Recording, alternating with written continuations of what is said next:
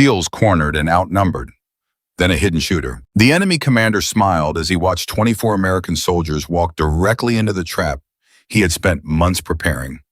And the moment his men opened fire from the ridges above, he laughed into his radio and said the words that would haunt every survivor for the rest of their lives. "Tonight we hunt the hunters." That single act of cruelty is where the story begins. Before we continue, please subscribe to the channel and follow this story all the way to the end. And drop a comment below telling me what city you're watching from tonight, so I can see just how far this story has traveled. Nobody in that unit believed the woman standing quietly near the back of the briefing room would be the reason any of them made it home alive. Nobody believed it because nobody had ever bothered to look at her twice. And that mistake, that simple, human, forgivable mistake of underestimating the quiet one in the room, was about to cost an enemy commander everything he thought he had already won. Lieutenant Daniel Walker stood at the front of the briefing room with his arms crossed, studying the map pinned to the wall behind him like it was an old friend who had never once lied to him. He had led men through worse terrain than this. He had walked out of Kandahar with half his squad wounded and still brought every single one of them home. He trusted maps. He trusted intelligence reports. He trusted the calm, steady rhythm of a plan coming together. "Listen up," Walker said, and the room went quiet the way rooms only go quiet for men who have earned it. "Tomorrow night we move into the Bitterroot corridor. Intel says there's a communications relay hidden inside the old mining complex. Command wants it located and secured before sunrise. This is a training exercise, gentlemen, but we treat every exercise like it's real because one day it will be." A ripple of quiet confidence moved through the room. These were SEALs, 23 men who had trained together, bled together, and trusted each other with a certainty that ran deeper than blood. And then there was her. Corporal Rachel Morgan sat near the back, arms folded, headset resting around her neck, saying nothing. She had been assigned as communications and reconnaissance support for this exercise, on loan from a Marine Scout sniper unit that most of the SEALs in that room had never even heard of. She caught a few sideways glances. She always did. "Support's here too, I see," muttered one of the operators, a broad-shouldered man named Diaz, not quite quiet enough. "Didn't realize we needed someone to hold the radio for us." A couple of quiet chuckles rippled through the room. Rachel didn't flinch. She had heard worse from better men in harder rooms. She simply looked up at the map on the wall, and something about it made her stomach tighten in a way she didn't like. "Something wrong, Corporal?" Walker asked, noticing her expression before anyone else did. "That corridor," Rachel said slowly, "the one you're calling lightly defended. Can I ask who wrote that assessment?" "Standard recon package," Walker said. "Why?" "Because that terrain doesn't read as lightly defended to me," she said. "It reads as a funnel." The room shifted.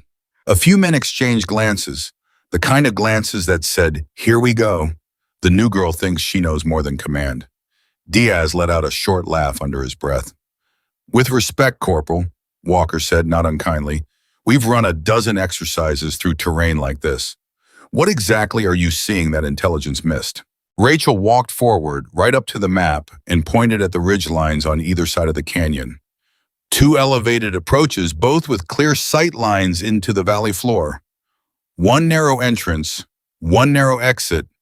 If I wanted to trap 24 men in a kill box, I couldn't design a better one than this. Silence. Then Walker smiled, the kind of smile a man gives when he respects the effort, even if he doesn't share the conclusion. "It's a training exercise, Corporal. There's no enemy waiting up there.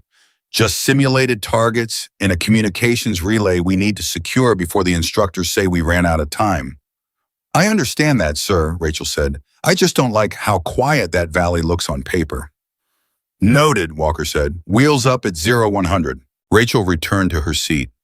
Diaz leaned toward the man next to him and murmured something that made a couple of heads turn her way and smirk. Rachel didn't hear the words, but she didn't need to. She had spent 6 years learning to read a room the way other people read a book, and this room had already decided who she was before she ever opened her mouth. She told herself it didn't matter. She told herself that being underestimated had its uses. She told herself all of this while a cold, uneasy feeling settled into her chest and refused to leave. By the time the helicopter lifted off the tarmac just after 1 in the morning, that uneasy feeling had grown teeth. The inside of the Black Hawk was loud with rotor wash and quiet with the particular silence of men who had done this 100 times before and no longer needed to talk about it. Walker sat near the door, going over the mission timeline in his head. Diaz sat across from Rachel, arms crossed, eyes closed, the picture of a man completely at ease. Rachel wasn't at ease. She kept her eyes on the terrain sliding past beneath them, watching the moonlight catch the edge of ridge lines and canyon walls. And the more she looked, the worse it felt. "You're staring pretty hard for someone who's just here to hold the radio," Diaz said without opening his eyes. "Force of habit," Rachel said. "You always this jumpy before a training run?" "I'm not jumpy," she said. "I'm awake." Diaz opened one eye, studied her for a moment, then closed it again, apparently deciding she wasn't worth the effort of an argument at 1 in the morning. Rachel let it go. She had bigger things on her mind than a man who couldn't be bothered to open both eyes. She leaned toward Walker, raising her voice just enough to be heard over the rotors. "Lieutenant, one more time. I want this on record. That terrain is wrong." Walker glanced at her. There was no irritation in his face, only the patient exhaustion of a commander who had heard every kind of warning imaginable and learned to weigh them all the same way. "Corporal, I hear you, but we've got current satellite imagery, we've got a verified intelligence package, and we've got orders. If something changes on the ground, we adapt. That's what we do." "And if nothing on the ground has changed because someone already knows we're coming?" Rachel asked. For the first time, something flickered across Walker's face. Not doubt exactly. More like the ghost of doubt, the kind experienced commanders learn to notice and then set aside because a mission cannot run on ghosts. "Stay sharp," he said finally. "That's all I'm asking of anyone tonight." Rachel nodded and said nothing more. She had done what she could. Now all that was left was to watch and wait and hope she was wrong. She was not wrong. The helicopter set them down in a narrow clearing at the mouth of the canyon, and the 24 men moved out in formation with a practiced assurance of a machine that had run this exact pattern 1,000 times before. Walker at the front, DS on point. The rest fanned out in disciplined intervals, weapons ready, night vision active, moving through the darkness like they belonged to it. Rachel moved near the rear with the communications gear, scanning constantly, her mind refusing to settle. Every 100 meters she noticed something small. A broken branch positioned too neatly at eye level foam, a patch of gravel disturbed in a straight line instead of the natural scatter of an animal trail. Little things, the kind of things that meant nothing on their own and everything together. She caught up to the operator nearest her, a quiet young corpsman named Foster, barely 23 years old, still carrying the nervous energy of someone on his first real deployment, even though this was supposedly just an exercise. "You seeing this ground?" she whispered. Foster glanced down, then back up, clearly not seeing whatever she was seeing. "Seeing what?" "Doesn't matter," she said. "Stay close." They pushed deeper into the canyon. The walls rose higher on either side, closing in the way jaws close around something too slow to escape. Rachel felt the hair on the back of her neck rise. An old animal instinct that had saved her life more than once in the past and had never once been wrong. Up ahead, Walker raised a closed fist. The column stopped instantly, every man freezing in place without a sound. "Movement," Walker murmured into his radio. 2 o'clock, upper ridge. Every scope swung in that direction.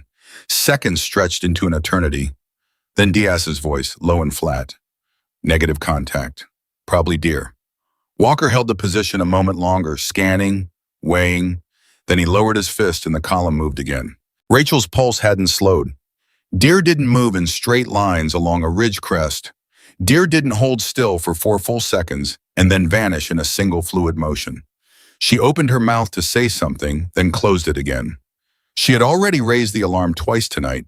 If she raised it a third time and turned out to be wrong, she would lose whatever thin credibility she had left, and there might come a moment tonight when she needed that credibility more than she needed to be liked. So she said nothing, and she hated herself a little for it, and she kept walking.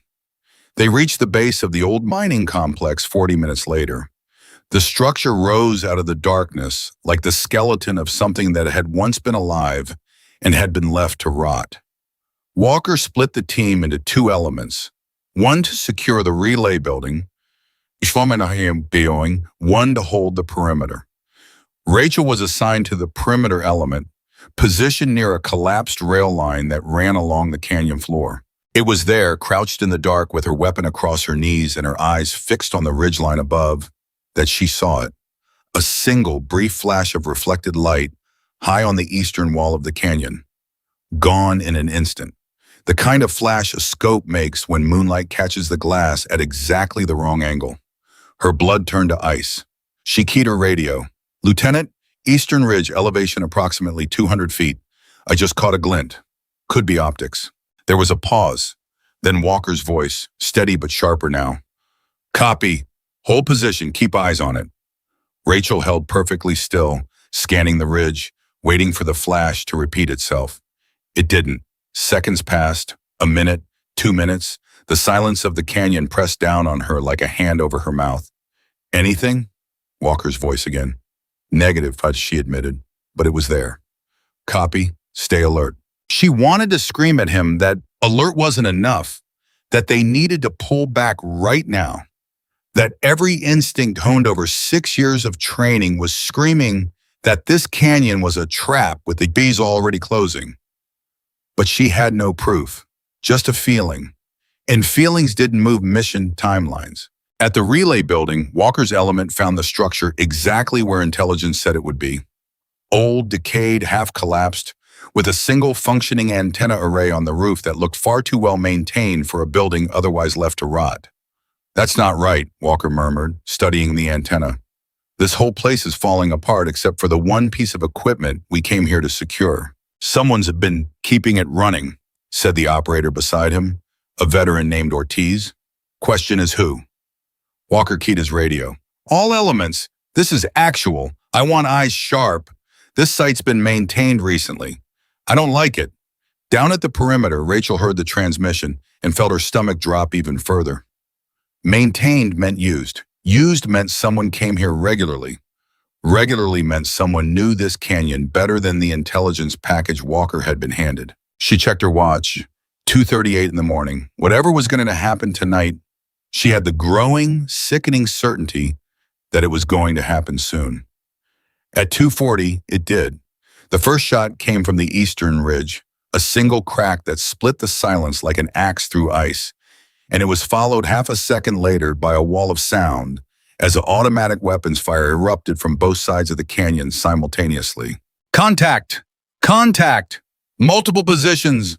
Walker's voice roared over the radio as his element scrambled for cover among the collapsed mining structures, rounds sparking off metal and stone around them. Ortiz went down hard, a round catching him in the shoulder, and Walker grabbed him by the vest and dragged him behind a rusted ore cart as bullets chewed through the space where they had been standing a heartbeat earlier. Down at the perimeter, Rachel was already moving, dropping into the cover of the collapsed rail line as rounds cracked overhead, her mind racing through everything she had seen and everything she had warned them about. And underneath the fear was something colder and harder, a grim, furious clarity. She had been right, and being right had never felt worse. "Command, this is actual. We are under heavy fire, requesting immediate extraction." "Over," Walker shouted into his radio. Static answered him, pure dead static. "Command, do you copy? Requesting immediate extraction. We are pinned down and taking casualties." Nothing, not a crackle, not a whisper. The line was dead. "Switch to backup frequency," Walker ordered. And Foster, crouched beside him with blood on his hands from applying pressure to Ortiz's wound, fumbled with the radio dial with shaking fingers. "Backup's dead too, sir. It's not just quiet. It's jammed. Someone's actively jamming us." Walker's face went pale in the darkness. Jamming wasn't something insurgents in a remote training corridor improvised with. Jamming meant sophisticated equipment. Jamming meant planning. Jamming meant someone had known exactly which frequencies they would use and had prepared accordingly, long before this team ever boarded that helicopter. They knew. Walker breathed, almost to himself. They knew we were coming. Rounds continued to hammer the position from both ridgelines, methodical and disciplined. Not the ragged fire of a desperate ambush, but the controlled, patient fire of people who had rehearsed this.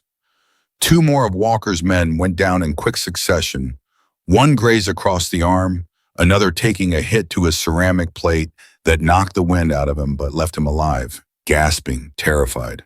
Then the radio crackled to life, not with a friendly voice, but with a stranger's, calm and mocking, cutting through their own frequency like he had been sodding right there beside them the entire time. "Lieutenant Walker," the voice said, smooth and unhurried, carrying just the faintest trace of amusement. "You came here thinking you were hunting us, but tonight you're the ones being hunted." Walker's blood went cold. Every man within earshot froze for half a second, the horror of that voice landing on them like a physical weight. "Who is this?" Walker snapped into the radio, though he already suspected no answer would come. Or worse, that an answer would come, and it would be far more terrifying than silence. The voice only laughed, a low, satisfied sound, and then the transmission cut out entirely, leaving nothing behind but the echo of gunfire and the ragged breathing of men realizing all at once that they had walked into something far larger and far darker than any training exercise. "Sir, what do we do?" Foster shouted, his voice cracking, still pressing his hands against Ortiz's wound as the older man groaned through gritted teeth. Walker forced himself to think past the fear clawing up his throat. 24 men, no communications, no extraction, enemy fire from two elevated, well-prepared positions. A narrow canyon with one way in, and, if the enemy had planned this as well as it appeared, likely no clean way out. "We hold," Walker said, forcing steel into his voice that he didn't entirely feel.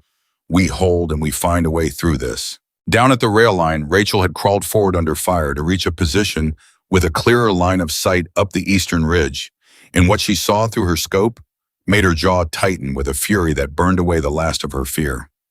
Multiple shooters, disciplined, spaced with real tactical spacing, moving between prepared positions like they had rehearsed this exact engagement a dozen times before tonight.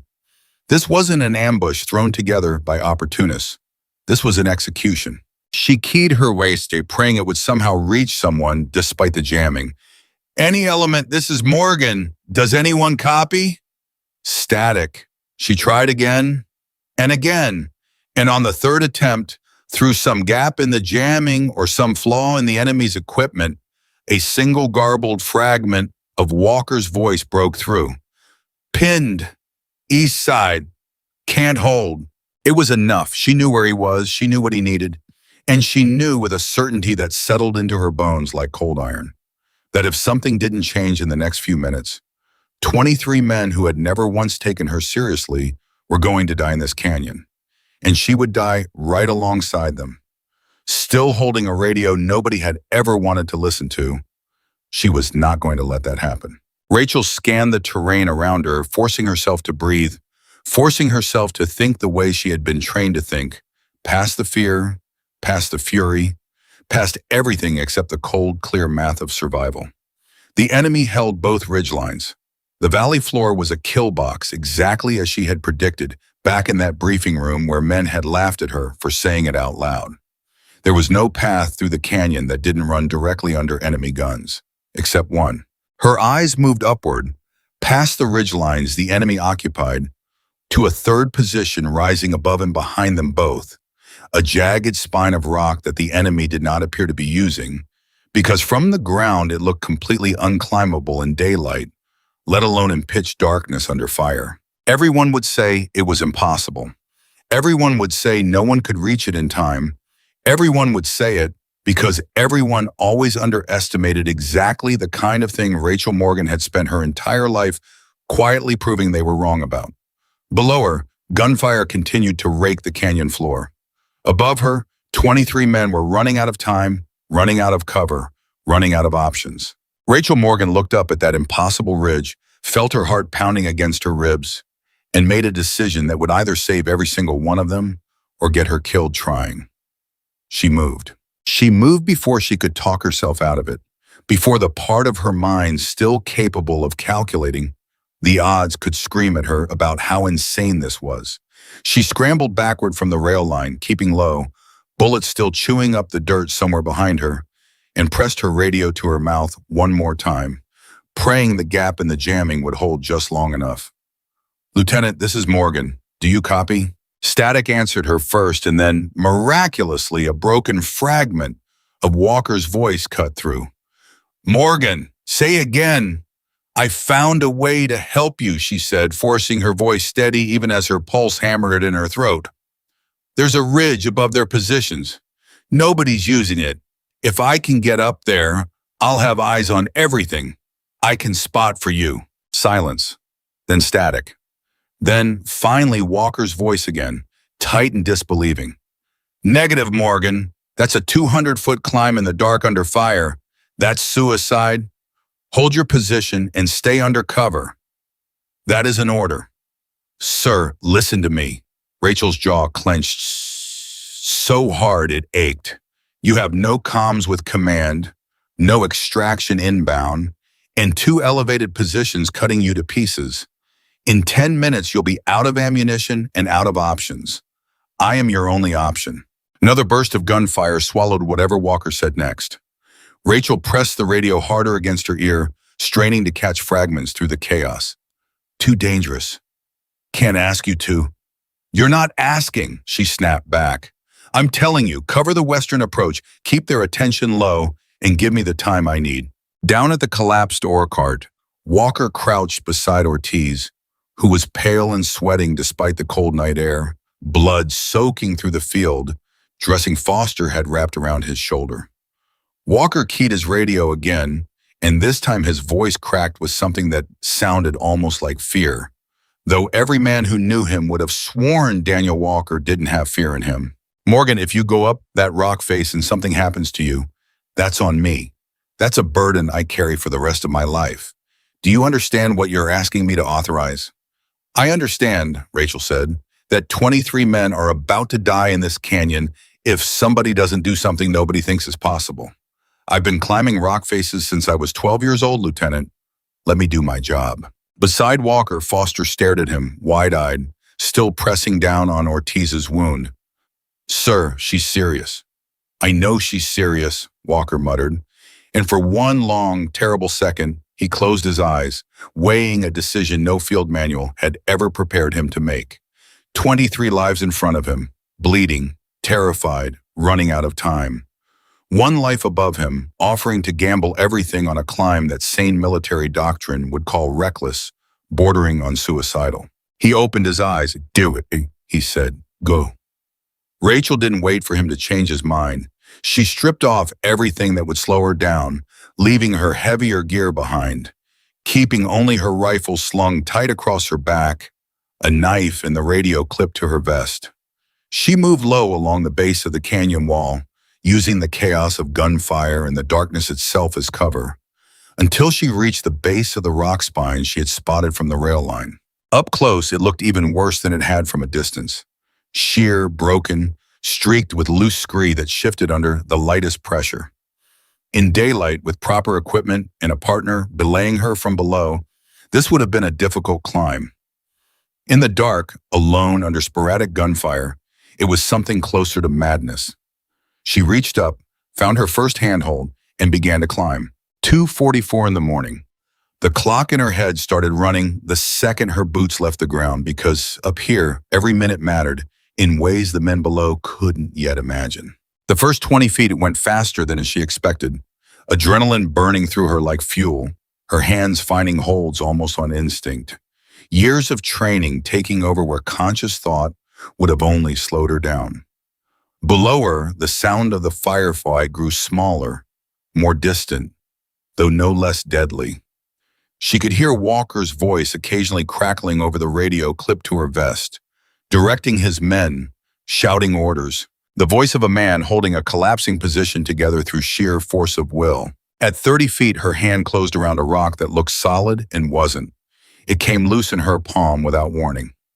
And for one horrifying half-second, Rachel Morgan felt her entire body begin to fall backward into empty darkness, her stomach lurching up into her throat.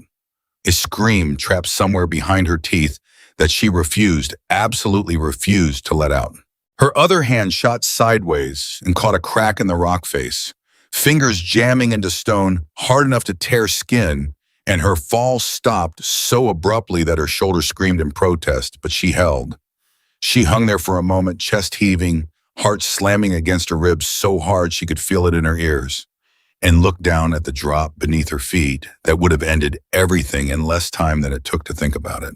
Not tonight, she whispered to herself, teeth gritted. Not like this. She found her footing again, tested the next hold twice before trusting it, and kept climbing. Below, the battle had entered a new and uglier phase. The enemy fire had grown more concentrated, more disciplined, methodically working to collapse Walker's perimeter inch by inch. Diaz, dug in behind a section of collapsed metal roofing, fired controlled bursts up toward the western ridge, his jaw tight, sweat running down his temple despite the cold. "Lieutenant, we've got maybe 2 magazines left per man if this keeps up," he shouted. "I know," Walker shouted back, ducking as rounds sparked off the metal inches from his head. "Hold what you've got. Controlled bursts only. We are not wasting rounds." "And if Morgan doesn't make it up there?" Diaz demanded, and there was something raw in his voice now, something that hadn't been there back in the briefing room when he'd made that comment about her holding the radio. "What's the backup plan?" Walker didn't answer immediately because there wasn't one, and both men knew it. Foster, still working on Ortiz beside them, looked up with tears cutting tracks through the dirt on his face.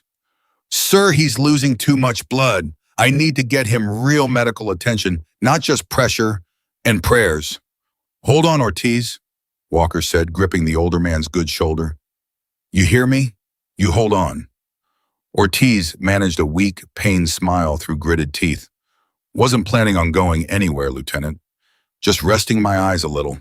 "Keep them open," Walker said, and there was something fierce in his voice that hadn't been there before, a promise he intended to keep no matter what it cost him. Back on the rock face, Rachel had reached the halfway point, and her arms were beginning to burn with a deep, bone-tired ache that she forced herself to ignore.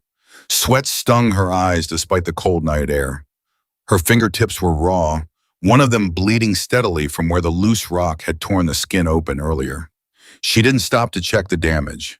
Stopping meant thinking, and thinking meant fear. And fear was a luxury she could not afford at 80 feet with a 200-foot drop below her. Then she heard voices, not from below, from somewhere close, somewhere on the rock face itself or just above it. Rachel froze instantly, every muscle locking in place, pressed flat against the stone like she was trying to become part of it. Her heart pounded so loud in her own ears, she was terrified it might somehow be audible to whoever was speaking nearby. 2 voices, low, controlled, moving along a narrow shelf of rock perhaps 30 feet above and to her left. A patrol. Someone had thought to post a patrol along the upper approach. Someone who had planned this ambush thoroughly enough to anticipate exactly the kind of desperate gambit Rachel Morgan was currently attempting. She held perfectly still, not breathing, watching 2 shapes move along the rock shelf above her, weapons slung, moving with the unhurried confidence of men who believed nobody could possibly be climbing up to meet them in the dark. If they looked down, if either one of them so much as glanced downward at the wrong angle, they would see her, hanging exposed against the rock face with nowhere to run and nowhere to hide. Her hand moved, achingly slow, toward the knife at her side, not because she wanted to fight 40 feet from certain death by falling, but because if it came to that, she intended to make sure at least one of them fell with her. The voices grew closer. A laugh, low and casual, floated down through the darkness. Whatever these men were discussing, it clearly wasn't the possibility of a lone Marine sniper dangling on the cliff face beneath their boots. Rachel's lungs burned from holding her breath. Her fingers, already torn and bleeding, screamed in protest at holding her full body weight motionless against the stone. Every second stretched into an eternity of pure, silent terror. Then, slowly, the voices began to fade, moving away along the shelf, continuing whatever patrol route had been assigned to them, oblivious to how close they had come to discovering the one person who might unravel everything they had built tonight. Rachel let her breath out in a long, shaking exhale, so quiet it was barely more than a whisper of air, and waited a full 60 seconds before she allowed herself to move again. 2:51 in the morning. 9 minutes since she'd started the climb. It felt like an hour. It felt like a lifetime. She kept climbing. Below, in the canyon, the enemy commander's voice crackled back onto the radio frequency, calm, unhurried, almost bored, as though he were commenting on the weather rather than presiding over an execution. "Lieutenant Walker," the voice said, "I have to admit, your men are fighting harder than I expected. It's almost a shame." "Who are you?" Walker demanded again, knowing the question was likely useless, unable to stop himself from asking it anyway. "What do you want?" "What I want," the voice said, "is already happening. 24 soldiers, dead in a canyon nobody will find for weeks. A tragic training accident. These things happen in the mountains, don't they? Rock slides, exposure, equipment failure. So many convenient explanations." Walker's blood ran cold, not from the threat itself, but from the casual, rehearsed way it was delivered, like a man reading from a script he had prepared long before tonight. "You had this planned before we ever left the base," Walker said slowly, the horrifying truth settling into his chest like a physical weight. "This was never about a communications relay." "No," the voice agreed pleasantly. "It never was." The transmission cut out again, and Walker stared at his radio for a long moment, feeling something shift inside him, something that went beyond fear into a colder, more focused kind of fury. Someone had sent his team into this canyon on purpose. Someone had known their timeline, their frequencies, their formation. Someone close. Someone who had access to information that should have never left a secure briefing room. "Sir?" Foster's voice, small and frightened, pulled him back. "Sir, what do we do?" "We survive," Walker said flatly. "Whatever else happens tonight, we survive, and then we find out who did this." On the rock face, Rachel had reached the final push toward what she hoped was the summit, though in the darkness she couldn't be entirely certain. Her arms shook with fatigue, her lungs burned, and a deep, throbbing pain had settled into her right knee where she'd struck it hard against the rock during an earlier scramble she hadn't had time to process at the moment it happened. She found a narrow ledge and pulled herself up onto it, chest heaving, and allowed herself exactly 3 seconds to simply breathe, to let her heart rate come down enough that her hands would stop trembling.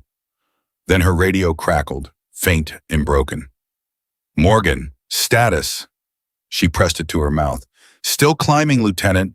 Getting close. How are you holding?" The answer came back in fragments, chopped apart by distance and interference, in the roar of ongoing gunfire.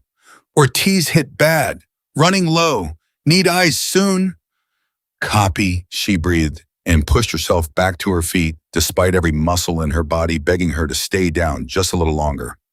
"I'm almost there." She wasn't sure that was true, but she said it anyway because Walker needed to hear it, and because saying it out loud made it feel a little more possible. The final stretch of the climb proved to be the worst of all. The rock face here angled sharply outward, forcing her to lean back into empty space with nothing beneath her but 200 feet of darkness, trusting her fingertips in the soles of her boots to hold her weight against gravity's patient, endless pull. Her torn fingertip left a smear of blood against the pale stone with every reach, a small, dark signature of exactly how much this climb was costing her. Halfway across the outward angled section, her foot slipped. It happened so fast there was no time for fear, only reaction, pure animal instinct taking over as her body twisted mid-fall and her hands clawed desperately for purchase against the stone. For one endless, silent moment, Rachel Morgan hung suspended by nothing but 2 fingers hooked into a crack barely wide enough to hold them, her legs dangling in open air, 200 feet of nothing beneath her boots. She did not scream. She did not have the breath to scream. Every ounce of her concentration narrowed down to those 2 fingers, to the desperate, grinding effort of swinging her other hand up to find a second hold before her strength gave out. Her fingers found stone. She pulled. Her boot found a ledge. And slowly, agonizingly, she hauled herself back against the rock face, pressing her whole body flat against it, shaking so hard she could hear her own teeth chattering despite the sweat pouring down her back. For a long moment, she simply couldn't move. Then she heard, faint and distant, the unmistakable sound of a man screaming in pain somewhere below her. And whatever paralysis had gripped her broke instantly, replaced by a surge of raw determination that pushed every ounce of fear aside. She started climbing again. 3:02 in the morning. Below, the situation had deteriorated further. A second man had gone down, a young operator named Reyes, catching a round across his thigh that dropped him screaming behind a pile of rubble. Foster, already stretched thin trying to keep Ortiz alive, scrambled toward Reyes with what remained of his medical supplies, his hands shaking so badly he could barely tear open the packaging. "I can't do both of them, sir," Foster shouted, panic edging into his voice. "I can't keep both of them stable much longer." "You have to," Walker said, his voice hard as iron even as something inside him cracked at the sight of two of his men bleeding out 10 feet apart from each other. "Do you hear me, Foster? You have to." Diaz, still firing controlled bursts toward the ridgeline, glanced over at Walker with an expression that had lost every trace of the arrogance he'd carried into that briefing room hours earlier. "Lieutenant, where is she? How much longer?" "I don't know," Walker admitted, and for the first time all night, his voice wavered. "You bet the lives of this whole team on a woman you barely know climbing a cliff nobody's ever climbed," Diaz said, not accusing, just stating the terrible, simple truth of the gamble they were all now living inside. "I bet the lives of this team," Walker corrected, "on the only option we had left." "If you've got a better one, Diaz, I'm listening." Diaz said nothing. There was nothing to say. He turned back to his rifle and kept firing. Above them, unseen, unheard, Rachel Morgan was close enough now to see the faint silhouette of the ridge crest against the star-scattered sky, close enough that hope had begun to claw its way back into her chest, despite everything her body had endured to get here. 20 feet. 15. Her muscles screamed with every movement, her torn fingertips leaving smears of blood on nearly every hold she touched. But she kept moving, because stopping now, this close, was unthinkable. Then, 10 feet from the crest, she heard something that made every hair on her body stand on end. Radio chatter. Close. Very close. Not the casual, unhurried tone of the patrol she had evaded earlier, but something sharper, more urgent. Voices overlapping in a rapid exchange she couldn't fully make out, though the tone alone told her something important had just happened, or was about to. She froze against the rock, straining to listen, catching only fragments carried on the night wind. A word that sounded like a designation, a word that sounded like a number. And then, unmistakably, chillingly clear for just a moment before the wind shifted and swallowed it again. A phrase that made her blood run cold. They were talking about reinforcements. This wasn't just an ambush of 24 men by a well-prepared enemy force. This was bigger. Someone was calling in more shooters, more weapons, more of whatever this operation actually was. And if they arrived before Rachel reached the summit, before she could turn the tide of this fight, there would be nothing left below to save. 3:10 in the morning, 14 minutes into the climb, her body screamed at her to rest, to breathe, to let her hammering heart slow down for even a few seconds. She ignored every signal her body sent her and kept climbing, faster now, recklessly fast, because caution had become a luxury measured in the lives of the men bleeding out on the canyon floor beneath her. She reached the final handhold below the crest and paused, forcing herself to listen one more time before exposing herself over the top. The voices had moved further along the ridge now, distracted by whatever coordination was happening for the incoming reinforcements. It was the opening she needed. Rachel pulled herself up and over the crest in one final desperate surge of strength, rolling onto solid ground for the first time in what felt like hours, chest heaving, every muscle in her body screaming in unison, her hands torn and bleeding, her knee throbbing with every heartbeat. She had made it. For one brief, trembling moment, she allowed herself to simply lie there, staring up at a sky full of stars that had witnessed everything happening below without offering the slightest comment, and let herself feel, just for a second, the full, staggering weight of what she had just survived. Then she heard Walker's voice crackle weakly through her radio, strained with pain and urgency that hadn't been there before. "Morgan, status, need you now." Rachel forced herself up onto her elbows, ignoring the fire burning through every muscle in her body, and keyed her radio with a bloodied, trembling hand. "Lieutenant," she breathed. "I'm up. I made it." There was a pause on the other end, and when Walker's voice came back, it carried something Rachel had never heard from him before. Not command, not authority, but something closer to raw, desperate hope. "Copy that, Morgan. Copy that. What do you see?" Rachel crawled forward on her stomach toward the edge of the ridge, moving low and slow, every instinct screaming caution even as urgency pulled at her to move faster. She reached a jagged outcropping of rock that offered both cover and a clear line down into the canyon, and pressed herself flat against it, raising her head just enough to see over the edge. What spread out below her stole the breath from her lungs. The entire battlefield lay open beneath her like a map come violently to life. She could see Walker's position, small and desperate, huddled behind the collapsed mining structures. Muzzle flashes marking where his remaining men fought to hold a perimeter that was shrinking by the minute. She could see the enemy positions on both ridgelines laid out with textbook precision, far more numerous than she had estimated from the ground. And further along the ridge to her right, in the direction the urgent radio chatter had come from, she saw something that made her stomach clench with dread. Vehicles, several of them, dark shapes parked in a narrow defile she hadn't been able to see from below, engines silent but clearly ready, men moving around them with the efficient urgency of soldiers preparing to move out on short notice. Reinforcements, exactly what she had feared. And from the look of the activity around those vehicles, they weren't hours away, they were minutes. "Lieutenant," Rachel said into her radio, her voice tight with a new and terrible urgency, "I have eyes on the entire battlefield, and I need you to hear something before anything else. This isn't just the force pinning you down.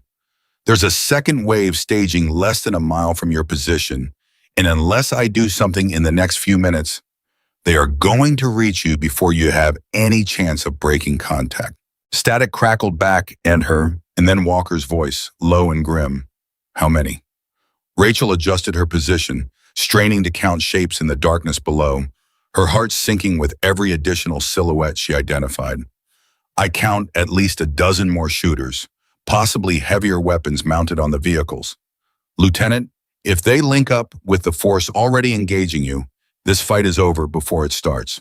There was a long, heavy silence on the other end of the radio, the kind of silence that carried the full, crushing weight of a commander realizing the mission he had walked his men into was worse, far worse, than even his worst fears back in that canyon had allowed him to imagine.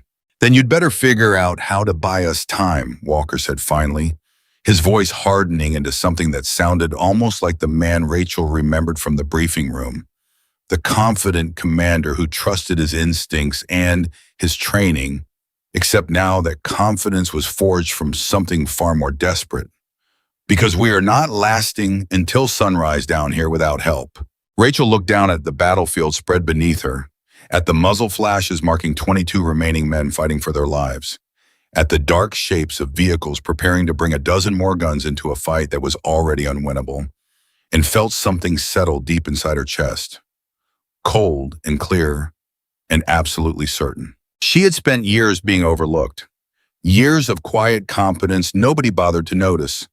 Years of being handed a radio while everyone assumed someone else would carry the weapon that mattered.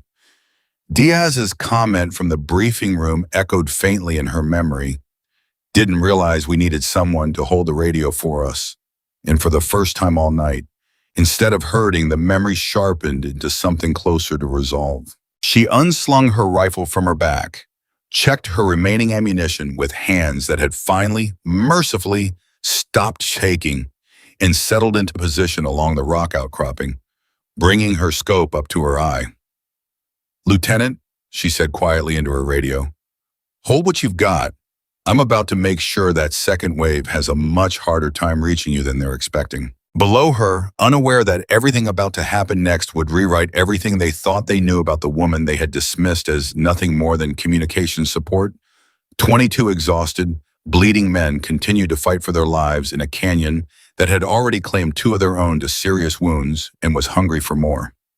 Rachel settled her breathing, steadied her aim, and watched the first of the reinforcement vehicles begin to roll forward through her scope. Whatever happened in the next few minutes was going to decide once and for all whether 24 Americans walked out of these mountains alive, or whether this canyon became exactly what the enemy commander had promised it would be, a grave nobody would find for weeks. Rachel's finger found the trigger, exhaled slow, and squeezed. The round caught the lead vehicle's front tire in a burst of sparks and shredded rubber, and the truck lurched sideways, skidding into the dirt wall of the default with a grinding shriek of metal that echoed up through the canyon like a thunderclap. For one stunned second, nobody down there moved. Then chaos erupted, men shouting, scrambling for cover they didn't have, because nobody in that convoy had believed for a single moment that death could reach them from 200 feet above. "What was that?" Diaz's voice crackled over Walker's radio, disbelief cutting through the exhaustion in his tone. "Lieutenant, something just hit their convoy." Walker's head snapped up toward the ridge, and for the first time in 20 minutes, something that wasn't fear moved across his face. "Morgan," he breathed into his radio. "Morgan, was that you?" "That was me," Rachel said, already shifting her aim, tracking a second shape scrambling out of the disabled truck's cab. "Lieutenant, I need you to listen very carefully. I'm not going to be able to stop that whole convoy by myself, but I can slow them down, and I can take pressure off your position while I do it. I need you to use every second I buy you." "Copy that," Walker said, and something in his voice had changed, steadied, like a man who had just been handed a second chance he hadn't expected to get. "Diaz, Foster, on me. We're moving Ortiz and Reyes to better cover while we've got the window." Rachel didn't wait to hear the rest. She had already found her next target, a man near the disabled truck, barking orders at the others, clearly someone with rank, someone whose voice carried the particular authority of a man used to being obeyed instantly. She didn't have a clean shot at him yet. He kept moving behind cover, smart, disciplined. Exactly the kind of enemy that told her this operation had been built by people who knew exactly what they were doing. She adjusted, breathed, and waited. Below in the canyon, Walker's team moved with a fresh surge of urgency, dragging Ortiz between two men, while Foster half-carried, half-dragged Reyes toward a collapsed section of the mining structure that offered better cover than the exposed position they had been holding. Bullets still cracked around them from the western ridge, but the eastern ridge, the one Rachel now had eyes on, had gone strangely, blessedly quiet. The enemy there scrambling to understand what had just torn through their reinforcements from an angle nobody had accounted for. "Cover us!" Walker shouted, and Diaz swung his rifle toward the western ridge, laying down controlled bursts that forced two enemy shooters back behind their own cover, long enough for the wounded to be dragged to safety. They made it behind the collapsed structure, just as a fresh burst of fire chewed up the ground where they'd been standing seconds earlier.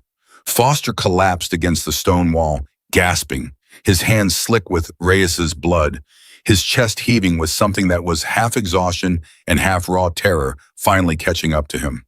"We're not going to make it," Foster said, barely above a whisper, staring down at his shaking, red-stained hands.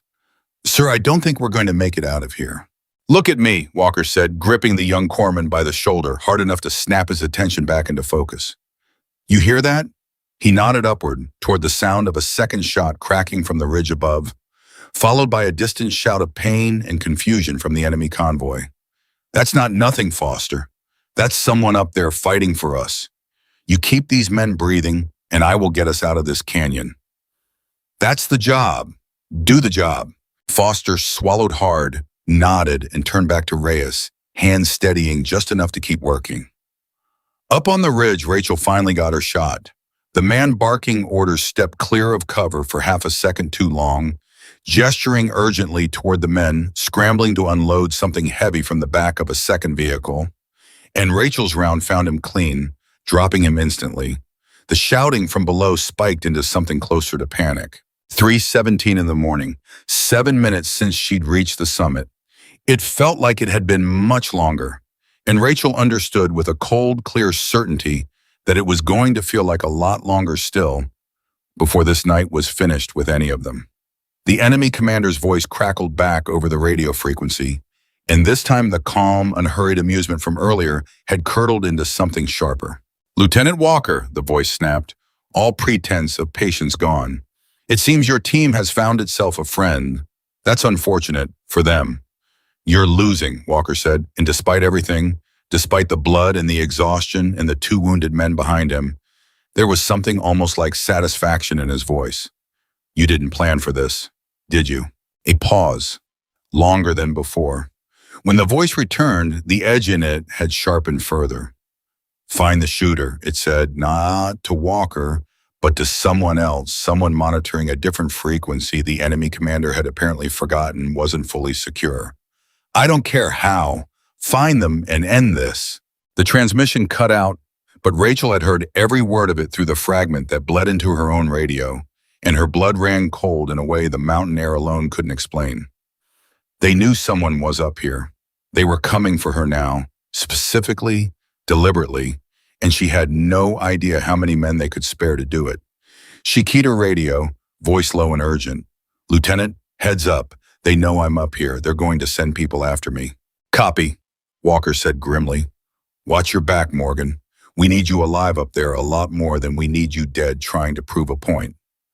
"Wasn't planning on either," Rachel muttered, mostly to herself, and shifted position, low and careful, putting distance between herself and the spot where she'd fired her last 3 shots. Any competent shooter would already be working out her general position from muzzle flash and sound. Staying still now was as good as painting a target on her own back. She found a new position 20 meters along the ridge, tucked into a shallow fold of rock that offered both concealment and a fresh angle down into the canyon, and settled back into her scope just as the second reinforcement vehicle began to move, trying to push around the disabled truck blocking the defile. Not this time, Rachel thought, and fired again. The round punched through the vehicle's engine block in a hiss of steam and grinding metal, and the truck rolled to a dead stop, boxing in the vehicles behind it as effectively as if she'd built a wall across the defile herself. Shouts of frustration and fear rose up from below, men realizing that whatever was happening on that ridge, it wasn't stopping and it wasn't missing. Down in the canyon, Diaz allowed himself a short, disbelieving laugh between bursts of covering fire. "She's boxing them in," he said, half to himself, half to Walker, crouched beside him. "She's actually boxing them in." "Yeah," Walker said, and for the first time all night, something that might have been the beginning of real hope flickered behind his exhausted eyes. "She is." But hope in a canyon like this never lasted long, and it didn't this time either. A fresh burst of gunfire erupted from a position on the eastern ridge that Rachel hadn't accounted for. Rounds cracking against the rock just meters from where she'd been crouched only seconds earlier. She dropped flat instantly, heart slamming against her ribs, pressing herself into the thin cover of the rock fold as chips of stone sprayed across her back and shoulders. They'd found her general area. Not her exact position, not yet, but close enough that the next volley might not miss by quite so much. "Morgan, talk to me." Walker's voice crackled urgently in her ear, having clearly heard the gunfire even from his position far below. "You hit?" "Negative, Rachel breathed, scrambling backward along the ridge on her elbows, staying as low as the terrain allowed. "They're getting close. I need to move." She belly crawled another 15 meters before daring to lift her head again, and what she saw sent a fresh spike of adrenaline through her exhausted body. 2 shapes moving along the ridge from the direction of the patrol she'd evaded during her climb, weapons raised, moving with the careful, deliberate pace of men actively hunting rather than patrolling. They knew roughly where she was. They just hadn't found her exact position yet. Rachel forced her breathing to slow, forced the panic clawing at the edges of her mind back down into something she could control, and did the math the way she'd been trained to do it. 2 shooters converging from her left. Unknown numbers still down in the canyon dealing with the disabled vehicles. 22 men below her still fighting for their lives, still trusting that the woman on the ridge would somehow keep buying them the time they needed. She wasn't going to run. Running meant giving up the high ground that had cost her blood and 2 genuine brushes with death to reach. She was going to have to fight for it. She found a defensible position behind a jagged outcropping, checked her remaining ammunition with hands that had gone steady again, despite everything, and waited. The two shapes moved closer, calling softly back and forth to each other in a language Rachel didn't recognize, sweeping the terrain with practiced efficiency. She let them close the distance, patient despite the screaming urgency in every nerve of her body, because a rush shot at this range with this little margin for error would get her killed just as surely as staying still would have. When the lead shooter finally stepped into a clear line, no more than 30 feet away, Rachel fired once and he dropped without a sound. The second man spun toward the muzzle flash, weapon rising, and Rachel was already moving, rolling sideways behind the outcropping as rounds cracked into the space where she'd been a half-second earlier. She came up on one knee, breathing ragged, and fired again before he could adjust his aim, and the ridge went quiet. 3:24 in the morning, 14 minutes on the summit. 2 men down, and Rachel Morgan's hands were shaking again. Not from fear this time, but from the sheer bone-deep cost of what she'd just been forced to do. She keyed her radio, voice tight. "Lieutenant, 2 hunters down. I'm clear for now, but there'll be more." "Copy," Walker said, and then, after a pause that carried more weight than words could have, "Morgan, thank you." "Save it," Rachel said, forcing something almost like humor into her exhausted voice. "We're not out of this yet." She wasn't wrong. Down in the canyon, the enemy commander's frustration had curdled into something colder and far more dangerous. His voice returned to the radio frequency, and this time there was no amusement left in it at all. Only a controlled, simmering fury that promised something worse was coming. "You think one shooter changes anything," he said, addressing Walker directly now. "You think this is over. It is not over, Lieutenant. I have men enough to bury this entire canyon in bodies, yours and mine both, if that's what it takes." "Then why haven't you already?" Walker shot back, an edge of genuine defiance cutting through his exhaustion. "Because I'll tell you what I think. I think you didn't plan for anyone to survive long enough to fight back. And now that we have, you don't actually know how to finish this." A long, tense silence answered him. When the voice returned, it had lowered, almost to a murmur, and the words that followed chilled Walker far more than any threat could have. "You have no idea what this operation actually is," the voice said. "None of you do, and by the time you find out, it won't matter anymore." The transmission cut out, and Walker stared at the radio in his hand, a fresh wave of unease settling into his chest alongside the exhaustion and the fear. Whatever this was, it went deeper than a training exercise gone wrong. It went deeper than a lucky ambush by opportunistic insurgents. Someone had built this operation with intention, with resources, with information that should never have been available to anyone outside a secure military briefing. "Sir," Diaz said quietly, crouched beside him, reloading his rifle with hands that trembled slightly, despite his best effort to steady them. "What did he mean by that?" "I don't know," Walker admitted, "but I intend to find out, if we live long enough to." Behind them, Foster looked up from Reyes, whose breathing had grown shallow and uneven, despite the pressure dressing wrapped tight around his thigh. "Sir, he needs real medical attention, now, not in an hour, now." Walker's jaw tightened. "How long can he hold?" "I don't know," Foster said, and the honesty in his voice was its own kind of horror. "Maybe 30 minutes, maybe less." Walker looked past Foster, toward Ortiz, who had gone quiet and pale against the rock. His earlier attempts at grim humor long since faded into something more like grim endurance. 2 wounded men. No extraction, no working communications beyond the fragile, intermittent link to a woman fighting for her life on a cliff 200 feet above them. "Morgan," Walker said into his radio, forcing the desperation out of his voice, even though it clawed at his throat. "I need options. Ortiz and Reyes aren't going to last much longer down here. Tell me you're seeing something I'm not." Rachel, still catching her breath behind the outcropping, brought her scope back up and scanned the canyon floor with fresh urgency, searching not for enemy positions this time, but for anything that might offer a way out. Her eyes swept along the terrain, past the disabled vehicles still blocking the defile, past the enemy positions on the western ridge until they landed on something she'd missed earlier in the chaos. A narrow break in the canyon wall, roughly 200 meters from Walker's current position, half hidden behind a natural rock formation that appeared to lead out of the kill box entirely. Lieutenant, she said, urgency sharpening her voice. There's a gap in the canyon wall southeast of your position. It's narrow and I can't confirm where it leads from up here, but it's not covered by any position I can see. If you can reach it, you might be able to get your wounded clear of the kill zone. How do we get there without walking straight through their fire? Diaz demanded, leaning close enough to hear. Rachel studied the terrain again. Down in Thailand, tracing the angles, calculating lines of sight in the way she'd been trained to do since she was old enough to hold a rifle steady. I can cover you, she said. I've got eyes on both ridge lines from up here. If I keep their heads down while you move, you might have a window. Might, Walker repeated grimly. It's what we've got, Rachel said. Lieutenant, your men are dying by inches down there. I can buy you a chance. I can't guarantee it works. Walker closed his eyes for a brief moment, the weight of command pressing down on him with a force that felt almost physical. Every option in front of him carried risk. Every option carried the possibility of losing more men than he'd already lost tonight.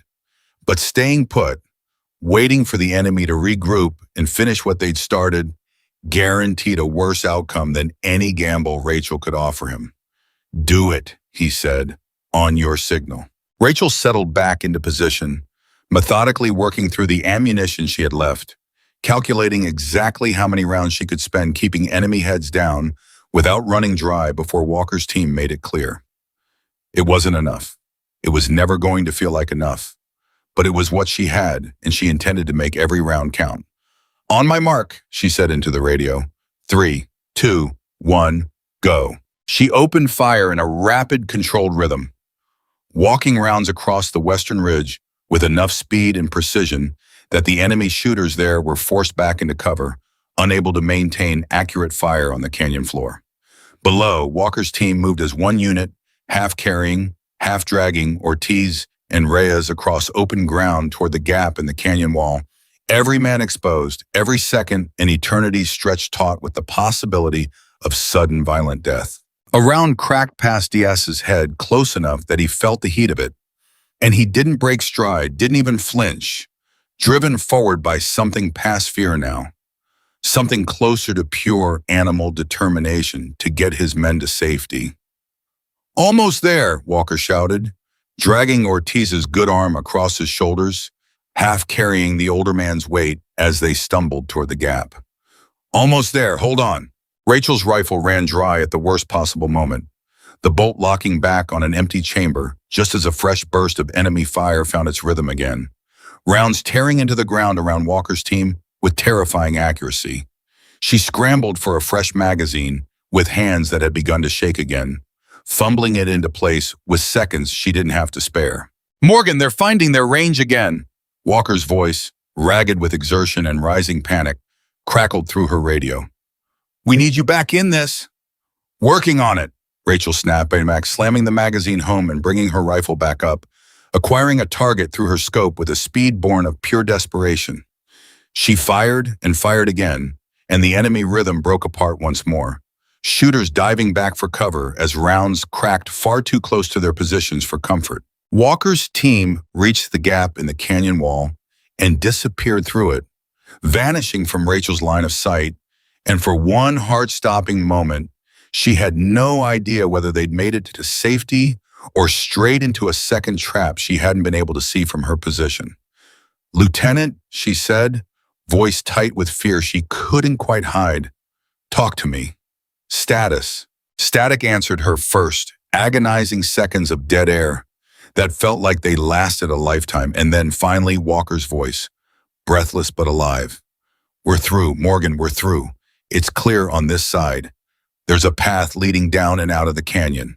Relief crashed through Rachel so suddenly that for a moment she felt almost dizzy with it, her whole body sagging against the rock behind her as the tension that had held her rigid for the past 20 minutes finally, briefly, released its grip. 3:38 in the morning, 28 minutes since she'd reached the summit.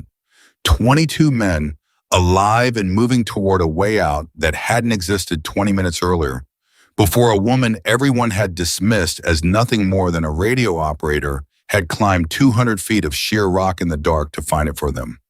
But the relief didn't last. Because that was exactly the moment the enemy commander's voice returned to the frequency, and this time what he said stopped Rachel's heart cold in her chest. "Very clever, Lieutenant," the voice said, low and dangerous. "That gap, you think I don't know about that gap? You think it's a coincidence that it happens to be there, unguarded, exactly when you needed it?"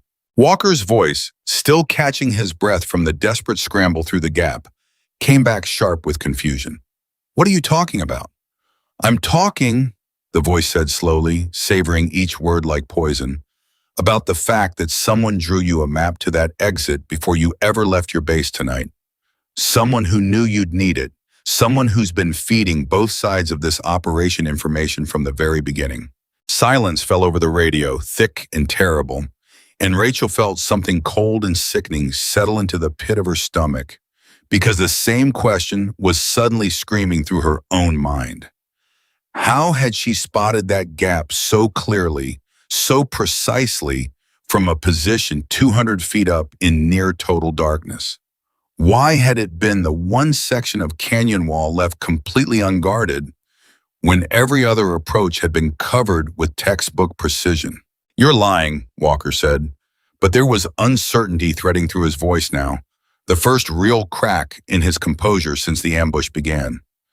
"This is a trick. You're trying to make us doubt ourselves." "Am I?" the voice asked, and there was something almost gentle in the way he said it. Gentle in the way a knife is gentle right before it cuts. "Ask your corporal how she knew exactly where to look for that gap, Lieutenant. Ask her how she knew about the ridge above my positions in the first place. Ask her why the only piece of ground in this entire canyon that wasn't covered by my men just happened to be the piece of ground she needed you to reach." The transmission cut out, leaving nothing behind but static and the sound of Walker's ragged breathing.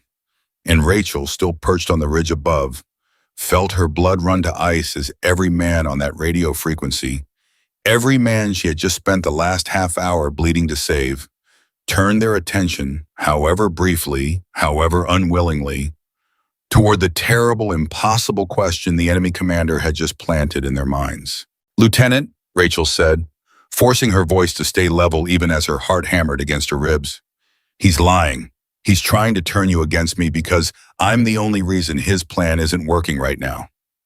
There was a pause on the other end, a pause that stretched half a second too long, that carried a weight Rachel felt all the way up on that ridge like a physical blow. "Morgan," Walker said finally, his voice carefully neutral in a way that terrified her far more than anger would have. "I need you to hold your position and keep watching that ridge. We'll talk about everything else once we're clear of this canyon." It wasn't an accusation, but it wasn't quite trust either. Not anymore, not fully, and Rachel understood with a sinking, hollow feeling that whatever the enemy commander had just planted in Walker's mind, doubt didn't need to be true to do damage. It only needed to exist. 3:41 in the morning, down below in a narrow, half-hidden passage leading out of a canyon that had nearly become a grave for 24 men, Lieutenant Daniel Walker knelt beside two wounded soldiers, staring back over his shoulder toward a ridge he could no longer see clearly in the darkness, wrestling with a question that had no easy answer. Had the woman who just saved his entire team also been the reason they'd walked into this trap in the first place? Above him, unaware that the seed of suspicion had already begun to take root in the minds of the very men she'd bled to protect, Rachel Morgan kept her eyes fixed on the enemy positions still active on the western ridge, her rifle steady, her resolve unshaken, utterly unaware that the fight she was about to face wasn't only the one happening in front of her scope, it was the one that had just started, quietly, poisonously, in the minds of the men she had risked everything to save. The silence on the radio stretched long enough that Rachel finally broke it herself, because waiting for accusations that never quite arrived was worse than facing them head on. "Lieutenant," she said, keeping her voice as steady as she could manage, despite the tremor still running through her hands from the climb, the fight, and now this. "I know what he's doing. He's trying to break the one thing keeping your team alive right now, which is trust. Don't let him." Walker didn't answer immediately. Down in the passage, he glanced at Diaz, who had gone very quiet, his eyes flicking upward toward the ridge as though he could somehow see through solid rock and darkness to the woman who had, 20 minutes earlier, saved his life with a single well-placed round. You don't have to defend yourself, Walker said finally, though the careful evenness in his tone told Rachel he was choosing his words with far more caution than he had an hour ago. Just keep watching that ridge. That's all I need from you right now. Copy, Rachel said, and swallowed the hurt that tried to climb up her throat because there wasn't time for hurt. There wasn't time for anything except staying alive and keeping everyone below her alive too. Foster crouched over Reyes in the narrow passage, looked up with wide, exhausted eyes. Sir, are we seriously doubting her right now? She just took out 2 men who were hunting her personally so she could keep covering us. She led us straight to this gap. Nobody's doubting anybody, Walker said, though the words came out sharper than he intended, the strain of command finally cracking through the careful composure he had held onto for the last hour. I'm keeping this team alive, Foster. That means asking hard questions, even about the people who just saved us, especially about them sometimes. That's the job. Diaz shifted uncomfortably, reloading his rifle with hands that hadn't fully stopped shaking. For what it's worth, sir, I was the first one in that briefing room to write her off, called her support, made a joke about her holding the radio. He paused, jaw tight. I don't know what that guy on the radio is trying to pull, but I know what I saw tonight. She climbed a cliff in the dark and put rounds through a moving convoy from 200 feet up. Whatever else is true, that part isn't an act. Walker said nothing, but something in his expression eased, just slightly, and he keyed his radio again. Morgan, what's your ammunition status? 2 magazines left, Rachel answered. Maybe 18 rounds after that if I strip what I can from the men I already dropped up here. That's not going to be enough if they send another wave, Walker said, more to himself than to her, calculating the grim mathematics of a fight that refused to end. It won't have to be, Rachel said, because you're not staying in this canyon long enough for them to organize another wave. Lieutenant, that passage you're in, I need you moving through it right now. Every minute you sit still is a minute they use to regroup. Walker looked down the narrow passage stretching away into darkness, then back over his shoulder toward the ridge he couldn't see, weighing the decision the way he weighed every decision that night, knowing that whichever way he chose, the cost would be measured in the lives of the men trusting him to choose correctly. Diaz, take point, he said. Foster, keep pressure on Reyes and don't let him stop moving. Ortiz, can you walk? I can walk, Ortiz said through gritted teeth, though the gray pallor of his face told a different story than his words did. Just point me the right direction, Lieutenant. They moved. Slow, careful, every man straining to hear past the ringing in his own ears for the sound of pursuit, and Rachel, still perched above the canyon floor, kept her scope trained on the last known enemy positions, watching for any sign of movement that would signal a fresh assault forming against Walker's retreating team. For nearly 4 minutes, nothing happened, and then everything happened at once.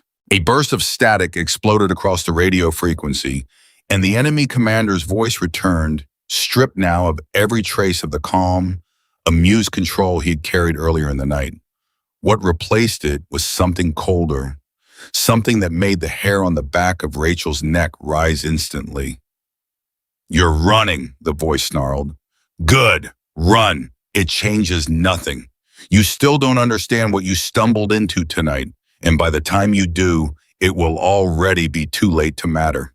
Then tell us, Walker snapped back, not slowing his pace through the passage, Ortiz's weight heavy against his shoulder. If it doesn't matter, then tell us what this actually is.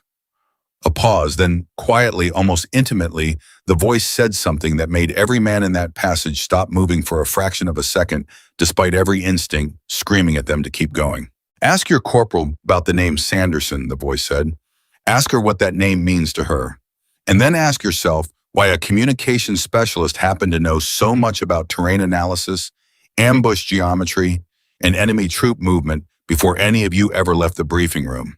The transmission cut, and Walker felt the passage around him go tight with a silence that had nothing to do with the enemy and everything to do with the sudden, suffocating weight of doubt, pressing down on every man who had heard those words. Diaz stopped walking entirely, turning back toward Walker, his expression unreadable in the darkness. Sir, Keep moving, Walker said, but his own voice had lost some of its certainty now, and he hated himself for it.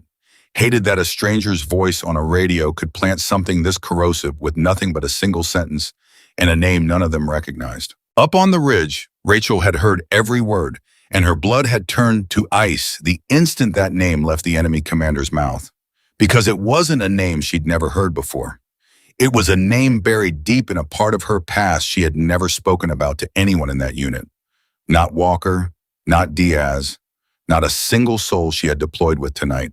Her hands tightened around her rifle, and for the first time since she'd reached that summit, something other than exhaustion and adrenaline moved through her chest, something closer to fear. Not fear of the enemy below her, fear of what Walker would think, what all of them would think. The moment they had time to sit with that name and start asking questions she wasn't sure she was ready to answer. "Lieutenant," she said into her radio, forcing her voice to stay level even as her heart pounded against her ribs.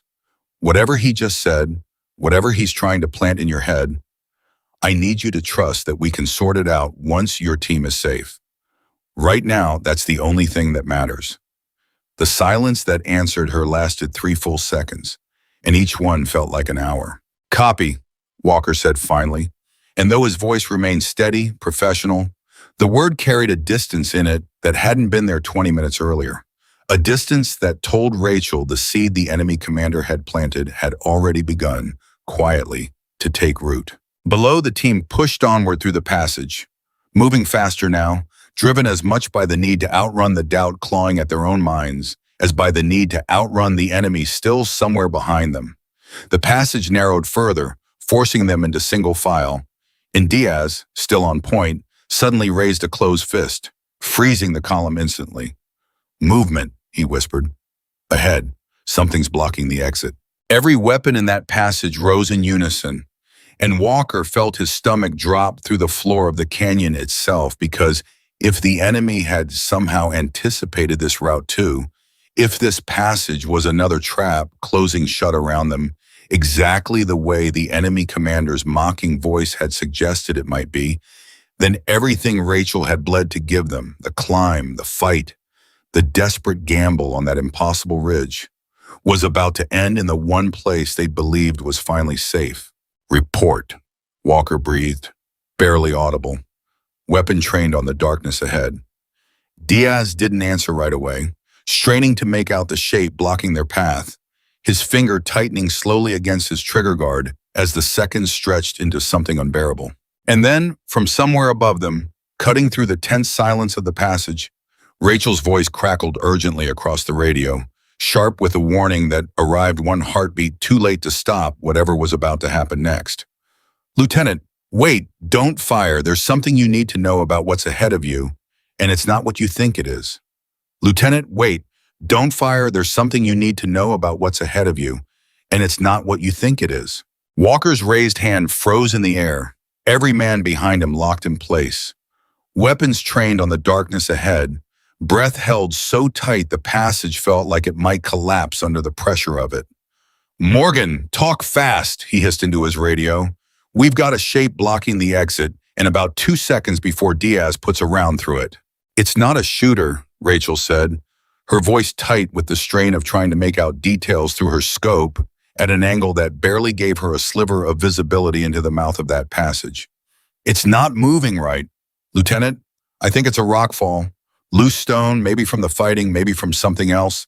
I don't see a weapon." Diaz exhaled slowly, lowering his rifle a fraction, though his finger never fully left the trigger guard. "She's right," he muttered, edging closer, letting his eyes adjust. "It's rock. Just rock." He kicked at the base of it, and a small cascade of gravel clattered down into the darkness, confirming what Rachel had already seen from 200 feet above. Passage is blocked, though, not by a person, by about 6 feet of loose shale. Walker closed his eyes for one brief, furious second, the kind of second a commander allows himself before forcing his voice back into something steady enough for his men to lean on. "Can we clear it?" "Not fast," Diaz said, already running his hands along the edges of the blockage, testing for weak points. "Not fast enough if they send someone down this passage after us." Foster, still crouched beside Radius, looked up with something close to panic flooding back into his face.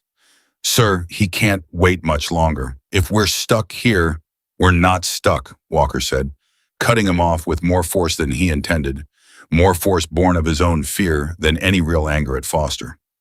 "Morgan, I need eyes on our six. Anyone coming down this passage after us?"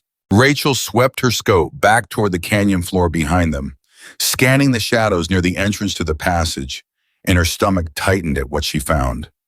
"Lieutenant, I've got movement. 3 shapes, maybe 4, moving toward the passage entrance. They found your trail." "How long?" Walker demanded. 90 seconds, Rachel said, maybe less. Diaz was already tearing at the loose shale with his bare hands, and within seconds Walker joined him, ignoring the way the sharp edges of broken stone cut into his palms, working with the kind of desperate, focused urgency that came from knowing exactly how little time separated his team from a bullet in the back.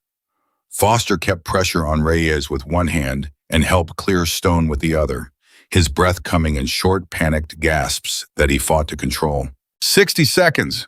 Rachel's voice crackled through the radio, clipped and urgent. "We hear you," Walker snapped, throwing aside another armful of shale, sweat mixing with the blood already crusted on his hands from the fight earlier.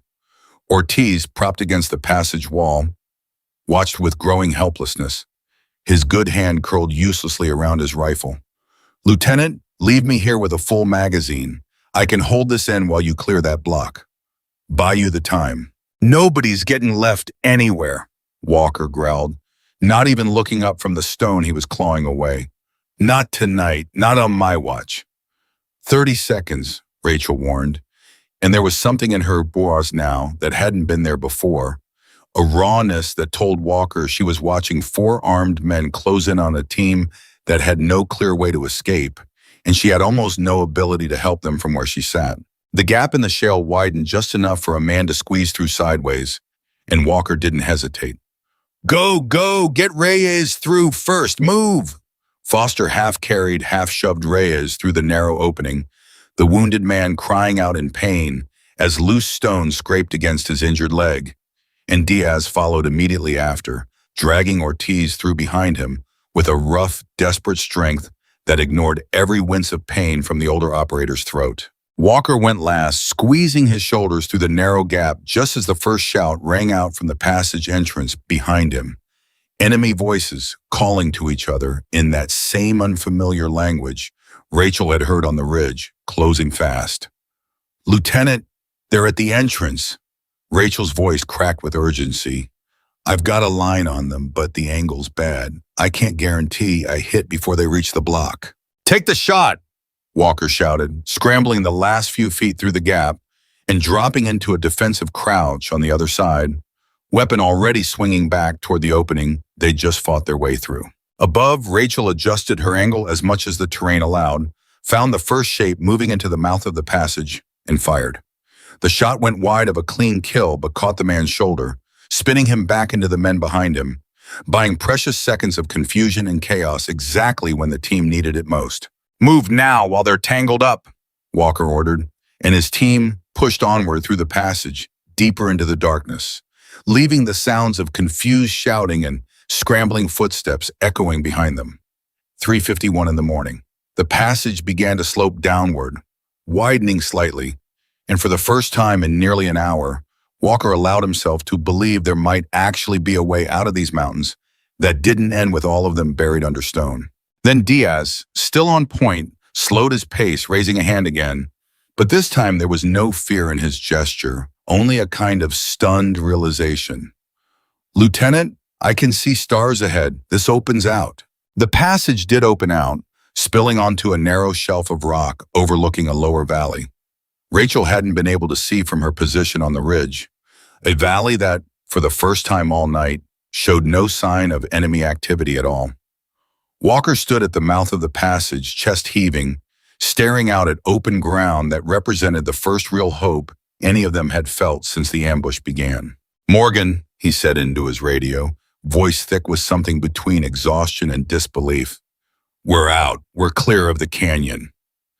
There was a pause on the other end, long enough that Walker almost repeated himself, and when Rachel's voice finally came back, It carried an exhaustion so deep it nearly broke through her careful composure. Copy that, Lieutenant. Thank God. But relief, Walker had learned many times over in his career, never lasted as long as a man wanted it to. Sir, Diaz said quietly, staring out at the valley below them. What now? We've got no working comms to base. 2 wounded men who need real medical attention. And Morgan's still stuck up on that ridge with an unknown number of hostiles hunting for her, specifically. Walker turned back toward the canyon they'd just escaped, toward the ridge rising somewhere above and behind them, where the one person who had saved all their lives remained alone, exposed, running low on ammunition, with the enemy actively searching for her exact position. The idea of simply leaving her there, of walking away now that his own team had reached relative safety, settled in his stomach like a stone. We're not leaving her, Walker said flatly, and something in his tone left absolutely no room for argument, not that anyone in that group had any intention of offering one. Morgan, listen to me. I need you to find a way down off that ridge. We're regrouping in the valley below your position, and then we're getting everyone out of these mountains together. Rachel, still scanning the canyon floor through her scope, felt something tighten in her chest at the certainty in his voice, a certainty that hadn't been there 20 minutes earlier when the enemy commander's poison had first started working its way into Walker's mind. Copy that, Lieutenant. Give me a few minutes to find a way down that doesn't involve another 200-foot free climb. Take your time, Walker said. We're not going anywhere without you. For the first time in what felt like hours, Rachel allowed herself a small, exhausted smile and began scanning the terrain around her for a descent that wouldn't require repeating the nightmare climb that had brought her up here in the first place. She found one roughly 80 meters along the ridge, a steep but manageable slope of loose scree and broken rock that angled down toward the same lower valley where Walker's team now waited. It wasn't easy, and every muscle in her body screamed in protest with each step.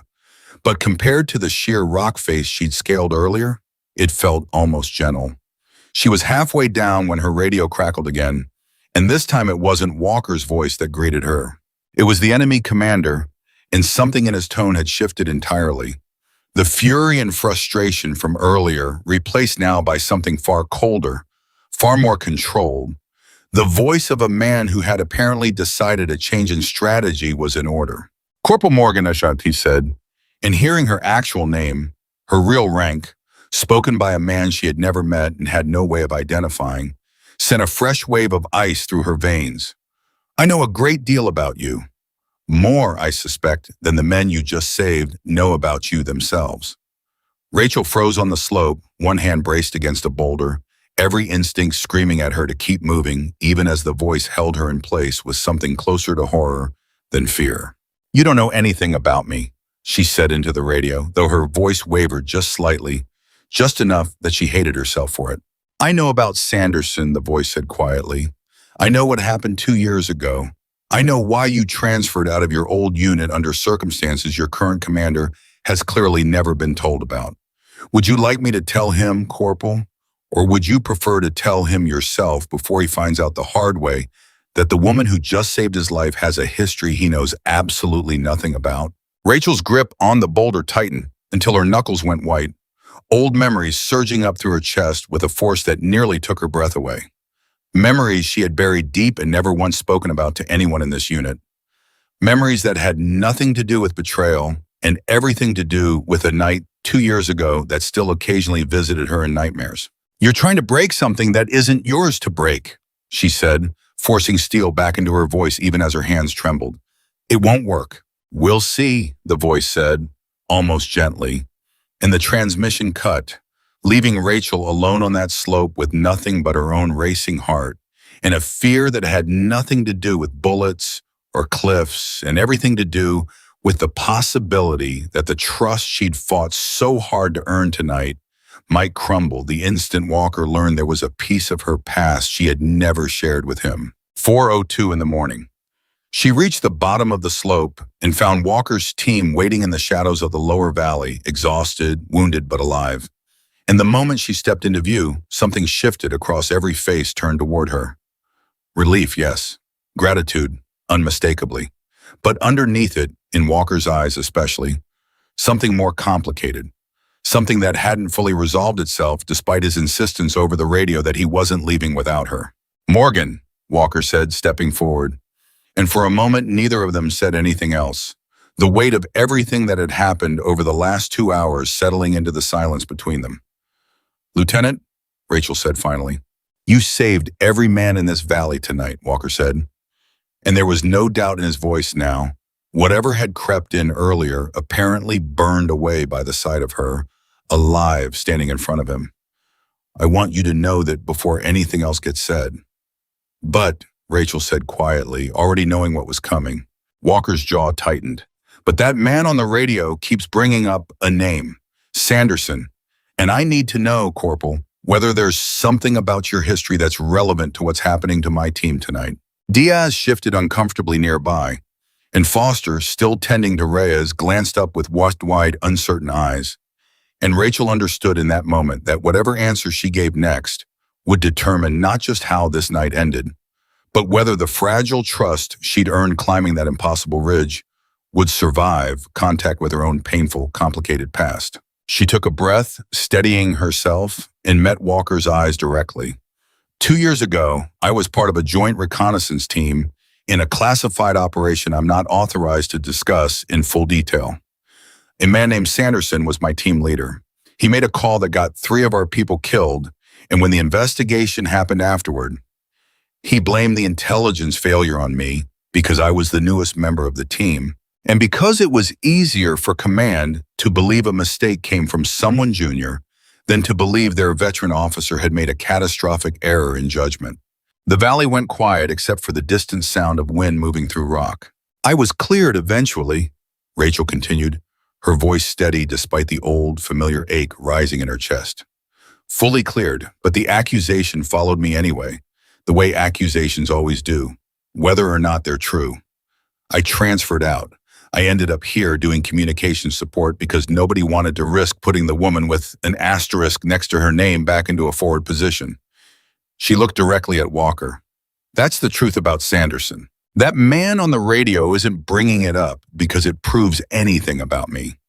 He's bringing it up because he knows it's the one thing that might make you doubt me at exactly the moment you need to trust me most."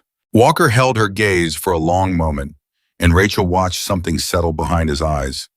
Some final piece of doubt finally fully dissolving. "He's good," Walker said quietly. "I'll give him that. He knew exactly which lever to pull." "He's not just good," Rachel said, something hardening in her voice now, something that had been building since the moment she first heard her own name spoken by a stranger who had no legitimate reason to know it. "Lieutenant, think about what he just did. He knew my real name. He knew about an investigation that was sealed under classified review. That's not something an enemy fighter picks up from a leaked mission brief. That's something that it requires access to personnel files most people in this country's entire military structure aren't cleared to see."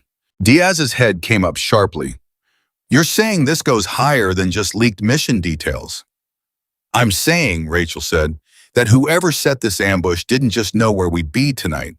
They had access to classified personnel records deep enough to pull my name out of a sealed investigation and use it as a weapon. That's not insurgents with a lucky tip. That's someone inside our own system." Walker's face had gone pale, the full weight of what she was suggesting settling over him like a physical burden. "You're talking about a mole, someone with real clearance." "I'm talking about someone who wanted this team dead tonight," Rachel said, "and who was willing to burn classified information to make sure it happened. And Lieutenant, if they had that kind of access, they're not going to stop just because we made it out of one canyon."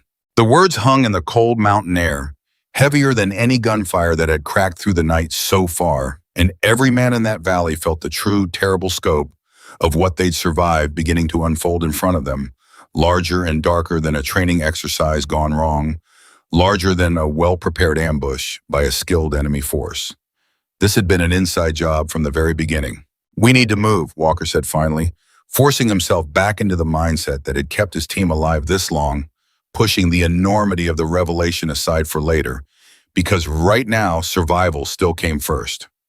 "Whoever's behind this, we deal with them once we're somewhere safe enough to actually deal with it. Right now, we've got 2 wounded men, no working comms, and an unknown number of hostiles who might still be hunting us through these mountains. There's a ridge 2 kilometers south of here, Rachel said, already pulling her mind back into tactical focus despite the storm of emotions still churning beneath the surface.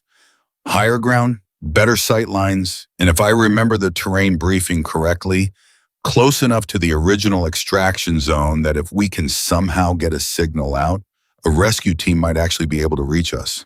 Then that's where we're headed, Walker said, and turned to his team, forcing authority back into his exhausted voice.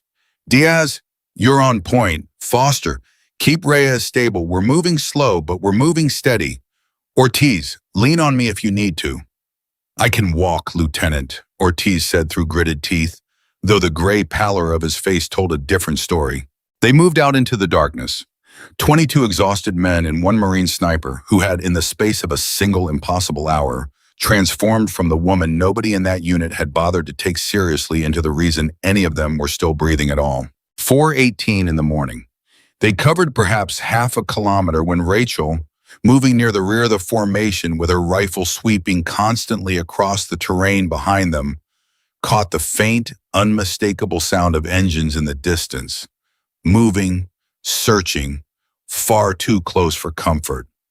Lieutenant, she called softly, urgency threading through her exhausted voice. Vehicles, behind us, maybe 800 meters and closing. Walker's head snapped around. The reinforcements you disabled earlier? Maybe, Rachel said. Or maybe more that we don't know about yet.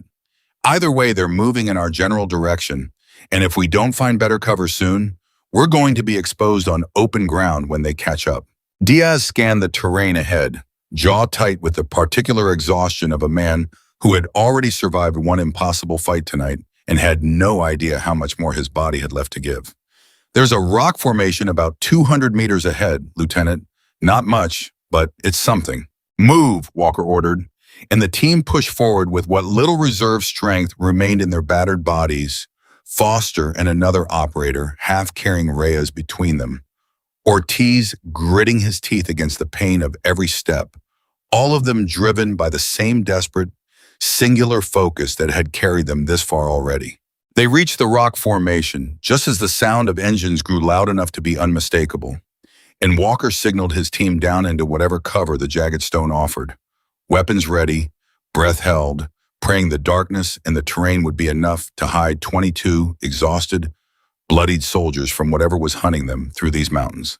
The engines drew closer, closer still, and then agonizingly began to slow, as though whoever was driving them had caught some hint, some trace, some fragment of evidence suggesting their prey had passed this way. Rachel, pressed flat against the cold stone with her rifle trained on the darkness where the sound was coming from, felt her heart pounding so loud she was certain it might somehow give them away. And beside her, Walker held his breath, and every man in that formation understood with sick, silent clarity that after everything they'd already survived tonight, they might still be caught, exposed, and finished before the sun ever rose over these mountains. The engine stopped. Headlights swept across the terrain, painfully close, and Rachel watched through narrowed eyes as the beam of light crept toward the edge of their hiding place. Inches, mere inches, from exposing every single one of them to whatever force had come looking for them in the dark. The light crept closer, and Rachel stopped breathing entirely, her finger resting light against the trigger guard, every instinct in her body screaming at her to move, to fire, to do something, anything, except lie there and wait for a beam of light to find her face in the darkness. Then, just as the edge of the light touched the outermost rock of their cover, it swept past, sliding onward across empty ground, and the engine shifted, turning, moving away along a different line entirely. Nobody in that formation moved for a full 10 seconds after the sound of the engines faded into the distance. Nobody dared to believe it yet. "They're moving off," Diaz finally whispered, barely audible, as though speaking too loudly might somehow summon the vehicles back. "Lieutenant, I think they're moving off." Walker let out a slow, shaking breath, and beside him Foster made a small, strangled sound that was half sob, half disbelieving laugh, quickly swallowed back down as he refocused on Reyes, whose breathing had grown thin and uneven in a way that scared everyone within earshot far more than any enemy vehicle ever could. "He's fading, sir," Foster said, voice cracking. "I need real help. Now, not eventually. Now." Rachel was already moving, crawling to a slightly higher point among the rocks, pulling her radio close and trying, for the dozenth time that night, to coax a signal out of equipment the enemy had spent the entire evening trying to silence. Static answered her, and then faintly, something that wasn't static at all. A voice, distant, broken, but unmistakably a voice that didn't belong to the enemy commander. "Unknown station. This is Nightbird Actual. Say again, your last over." Rachel's heart slammed against her ribs. "Nightbird Actual. This is Corporal Rachel Morgan, attached to Lieutenant Walker's SEAL element. We have 2 wounded critical, requesting immediate extraction. Our position is approximately 2 kilometers south of the original insertion point. Do you copy?" The response came back broken, chopped by distance and terrain, but real, achingly real. "Copy. Say again, grid coordinates." "Lieutenant," Rachel called, keeping her voice as low as urgency allowed. "I've got a signal. I need your coordinates, now." Walker scrambled to her side, pulling out his GPS unit with hands that shook from exhaustion and adrenaline in equal measure, reading off numbers that Rachel repeated into the radio with a desperate, fierce clarity, praying every syllable made it through whatever remained of the enemy's jamming. "Copy coordinates. Birds inbound.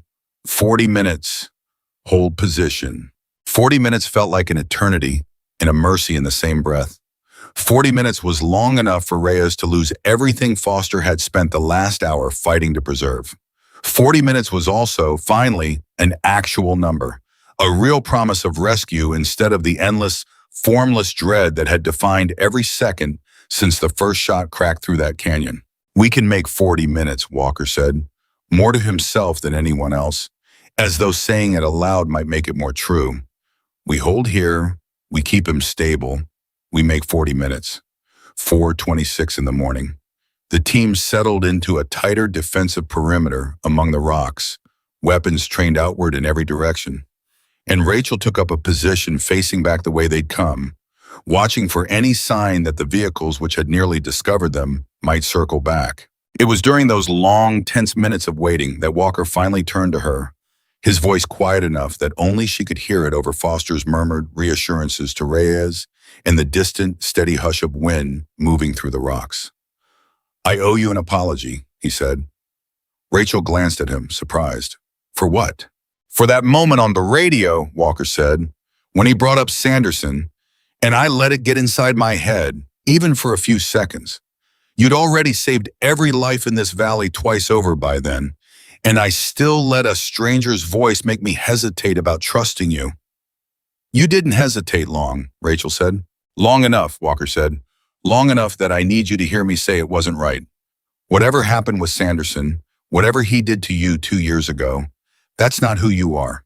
What you did tonight, that's who you are. I should have known that the moment you warned me about that canyon back in the briefing room, and I'm sorry it took almost losing my whole team for me to actually listen." Rachel felt something tighten in her throat, something that had nothing to do with exhaustion or fear, and she nodded once, unable to trust her voice for a moment. "Thank you for saying that." "I mean it," Walker said. "And for what it's worth, Diaz already told me he was the loudest one making jokes about you holding the radio back at base. He wanted me to make sure you knew he takes it back. All of it. Despite everything, despite the blood and the exhaustion and the cold mountain air biting through her torn, sweat-soaked uniform, Rachel felt the corner of her mouth twitch upward in something almost like a real smile. "Tell him I heard every word of it up on that ridge tonight, and I'm keeping a list." Walker actually laughed, a short, surprised sound that seemed to startle even himself.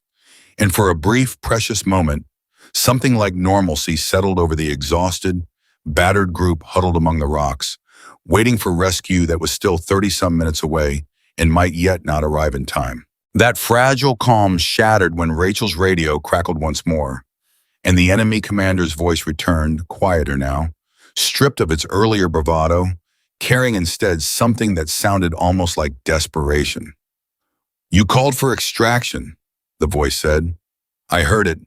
Understand something, Lieutenant. Whoever comes for you will be flying into a valley I still control the approach to. You have not won anything yet." Walker's jaw tightened, and he keyed his own radio without hesitation. "Then come and try to stop us. Every minute you spend threatening us on this frequency is a minute your operation stays exposed. Because my corporal already told me enough to know this wasn't insurgents acting alone. You had help, real help. And when this is over, we are going to find out exactly who gave it to you." A long silence answered him, longer than any pause that had come before it. And when the voice finally returned, something in its tone had shifted, some final mask finally slipping to reveal the raw human fear underneath the performance of control he'd maintained all night. "You don't understand what you're threatening to unravel," the voice said quietly. "This goes higher than you can imagine, Lieutenant. Walk away from this canyon and forget everything you heard tonight, and I promise you your rescue will proceed unopposed. Push further, and I promise you something very different. We already lost 2 men bleeding out because of what you did tonight," Walker said, his voice hard as the stone around them. "We are not walking away from anything." The transmission cut, and this time it did not return. 4:41 in the morning. 19 minutes had passed since the promise of extraction, and Reyes's breathing had grown so shallow that Foster had stopped speaking reassurances entirely, focusing every fragment of his remaining energy on keeping pressure steady against a wound that refused to stop weeping blood despite everything he tried. "Come on," Foster whispered, more prayer than command. "Come on, stay with me." Rachel, still watching the terrain behind them, caught the first faint thrum of rotor blades cutting through the mountain air, distant but unmistakable, and felt something in her chest crack open with relief so sudden and overwhelming it nearly buckled her knees. "Lieutenant," she breathed, "I hear birds." The sound grew steadily louder, and within minutes the unmistakable silhouette of an inbound helicopter appeared against the lightning edge of the eastern sky, dawn beginning its slow crawl over the mountains just as rescue finally arrived to meet it. Walker was on his feet instantly, popping a signal flare that burned bright red against the gray pre-dawn light, marking their position with unmistakable clarity. The helicopter banked toward them, and for one heart-stopping moment, gunfire cracked from somewhere in the darkness below, tracer rounds arcing upward toward the aircraft in a last desperate attempt by the enemy to finish what they'd started hours earlier. Rachel spun toward the muzzle flash and returned fire without hesitation, and beside her, Diaz and 2 other operators added their own rounds to hers, driving the last remaining RA shooters back into cover long enough for the helicopter to complete its approach. It touched down in a storm of dust and rotor wash, and the team moved as one exhausted, disciplined unit, loading Reyes and Ortiz first, then the rest of the wounded and shaken formation scrambling aboard behind them. Rachel was the last one up the ramp, taking one final look back at the canyon that had nearly become a grave for 24 men, at the mountains that had tested every single one of them past what any of them believed they could survive.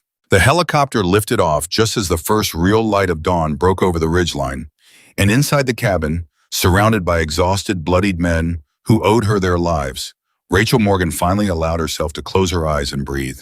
It wasn't over, not really, because somewhere behind them, in offices and command structures far removed from that canyon, someone with real clearance, real access, real power, had made the decision to send 24 Americans into a death trap and had been willing to burn classified information to make sure the trap closed properly.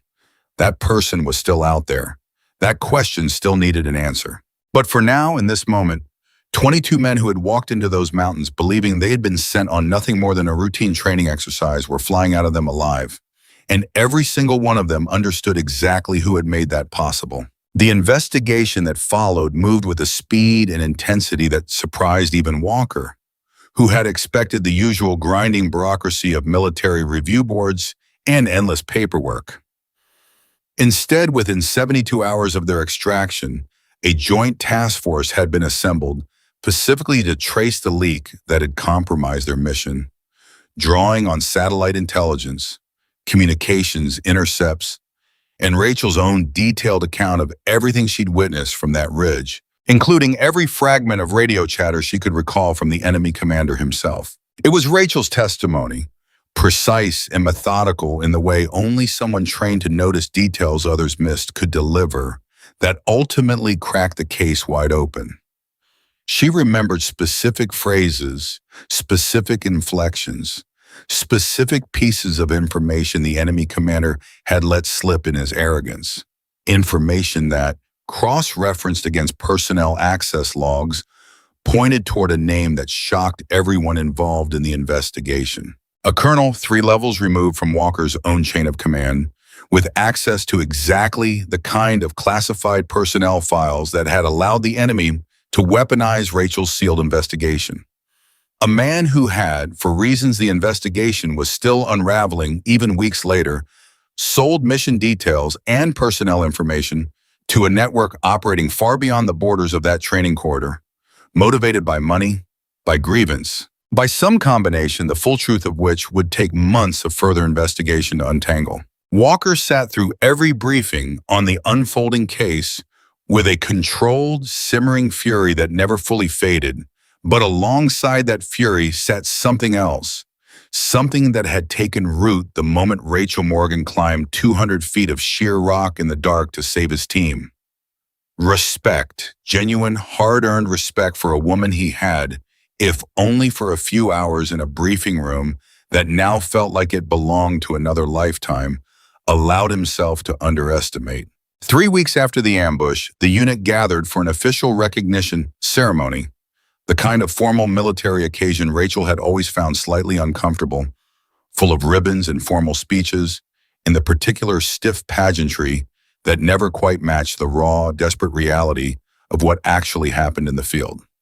But this time, standing at the edge of that gathering in her dress uniform, feeling the weight of eyes from every direction, she found herself unable to dismiss the moment the way she might have a month earlier. Lieutenant Daniel Walker stood before the assembled unit, and when he began to speak, his voice carried none of the careful, measured formality most ceremony speeches demanded. 3 weeks ago, he said, I sat in a briefing room with this entire team, and I watched several of you make jokes about a woman who'd been assigned to us as communication support. I watched, and I didn't say anything, because frankly, I didn't think it mattered. He paused, letting the silence settle over the gathered soldiers. I was wrong. It mattered more than almost anything that happened that night. He turned toward Rachel, who stood rigid and uncomfortable under the sudden weight of his attention. Corporal Rachel Morgan warned me in that briefing room that the terrain we were about to walk into read like a trap. I dismissed that warning because I trusted a satellite image over the instincts of someone I hadn't taken the time to actually know. That mistake nearly cost every man in this unit his life. Walker's voice caught just slightly before he continued. When that canyon turned into exactly what she predicted, when we were pinned down, outnumbered, and cut off from every avenue of communication or extraction, it wasn't rank or reputation or seniority that saved this team. It was a woman climbing 200 feet of sheer rock face in total darkness, under fire because she refused to accept that the mission was already lost. Diaz, standing near the front of the formation, nodded slowly, his jaw tight with an emotion he made no attempt to hide. She held that ridge alone against enemy contact, Walker continued. She disabled a reinforcement convoy that would have overwhelmed our position within minutes. She guided this team through a canyon that should have been our grave, and when the enemy tried to turn us against her by digging up a painful piece of her past, she never stopped fighting for us anyway, even while we were, for a few unforgivable minutes, doubting the very person keeping us alive. He looked out across the formation, meeting the eyes of every man who had walked out of that canyon because of what Rachel Morgan had done. We saw a communications specialist, Walker said. We should have seen a warrior. 22 men are standing here today, alive, because we were wrong about her and because she was too good a soldier to let our mistake become the reason we didn't come home. The formation erupted into applause, genuine and sustained, And Rachel stood there, overwhelmed, feeling the sting of unexpected tears she refused to let fall in front of the entire unit. Though a few escaped anyway, and nobody around her thought any less of her for it. Afterward, as the formal ceremony dissolved into the looser, warmer atmosphere of soldiers who had survived something together and finally had room to simply be human with each other again, Diaz approached her directly, extending a hand that Rachel took without hesitation. "I owe you more than an apology," he said. "That joke I made in the briefing room about you holding the radio, I've thought about it every day since that canyon. I was wrong about you in every way a person can be wrong about someone. You climbed through that gap with 2 wounded men on your back while people were actively hunting you," Rachel said. "You don't owe me anything, Diaz. We got each other out of there. That's what matters." "Still," Diaz said, "for what it's worth, if I ever end up in a fight again, I hope you're the one watching my back." Rachel smiled, a real, unguarded smile that felt lighter than anything she'd allowed herself to feel in years.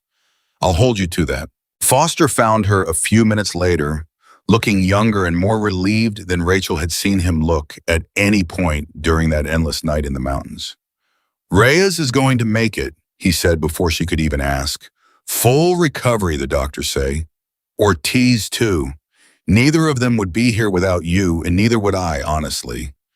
I don't think I could have kept doing what I was doing back there if I hadn't heard your voice on that radio telling us there was still a way out." "You kept 2 men alive with your bare hands in a field kit," Rachel said. "That's not nothing, Foster.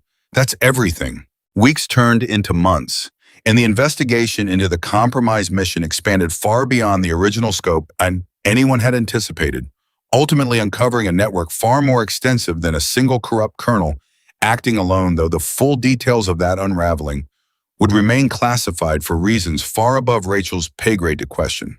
What mattered to her, in the end, wasn't the sprawling architecture of betrayal that had nearly got Deere and 23 other soldiers killed in a Montana canyon. What mattered was simpler than that and far more personal. For years, Rachel Morgan had been the person nobody in a room bothered to look at twice. The quiet one handed a radio, while everyone else assumed the real fighting belonged to someone else. She had carried that dismissal quietly, professionally, without complaint, because complaining had never once changed anyone's mind about her. And she had learned long ago that proving people wrong through action always landed harder than any argument ever could. That night in the mountains hadn't changed who she was. She was the same soldier she'd always been. The same disciplined, observant, relentlessly capable woman who had walked into that briefing room and immediately spotted the danger nobody else wanted to see. What changed was that, for the first time, the people around her had finally been forced to see it too. Lieutenant Daniel Walker never again walked into a briefing without asking every single person in the room, regardless of rank or role, what they saw that he might have missed. It became something of a standing joke within the unit, though everyone understood exactly how seriously he meant it. A habit born directly from a canyon in Montana where his failure to ask that question early enough had nearly cost him everything he cared about. And Rachel Morgan, the woman once dismissed as nothing more than someone to hold the radio, became something else entirely in the memory of every soldier who walked out of those mountains alive because of her. Not a support role, not an afterthought. The reason 24 Americans went home to their families instead of becoming a quiet tragedy buried in classified files and convenient explanations about training accidents in remote terrain. Because in the end, that was the truth this whole night had proven, the truth carved into that canyon in blood and gunfire, and one impossible climb up a rock face nobody believed a person could survive. Courage does not announce itself with rank or reputation. It does not wait for permission to matter. Sometimes it sits quietly in the back of a room, overlooked and underestimated, until the moment everything falls apart. And then it climbs 200 feet into the darkness and saves everyone who never once believed it was there. 24 soldiers walked into those mountains that night. 24 soldiers walked out. And every single one of them carried home the same unshakable truth. The quietest person in the room is sometimes the only reason anyone else makes it home at all. 6 months after the ceremony, Rachel Morgan stood outside a courtroom in Virginia, watching through a narrow window as a man in a colonel's uniform, stripped now of every insignia that once meant something, was led away in handcuffs by 2 military police officers who didn't meet his eyes even once. She had testified 3 days earlier, laying out everything she remembered from that radio frequency in the dark. Every word the enemy commander had used to try to break her.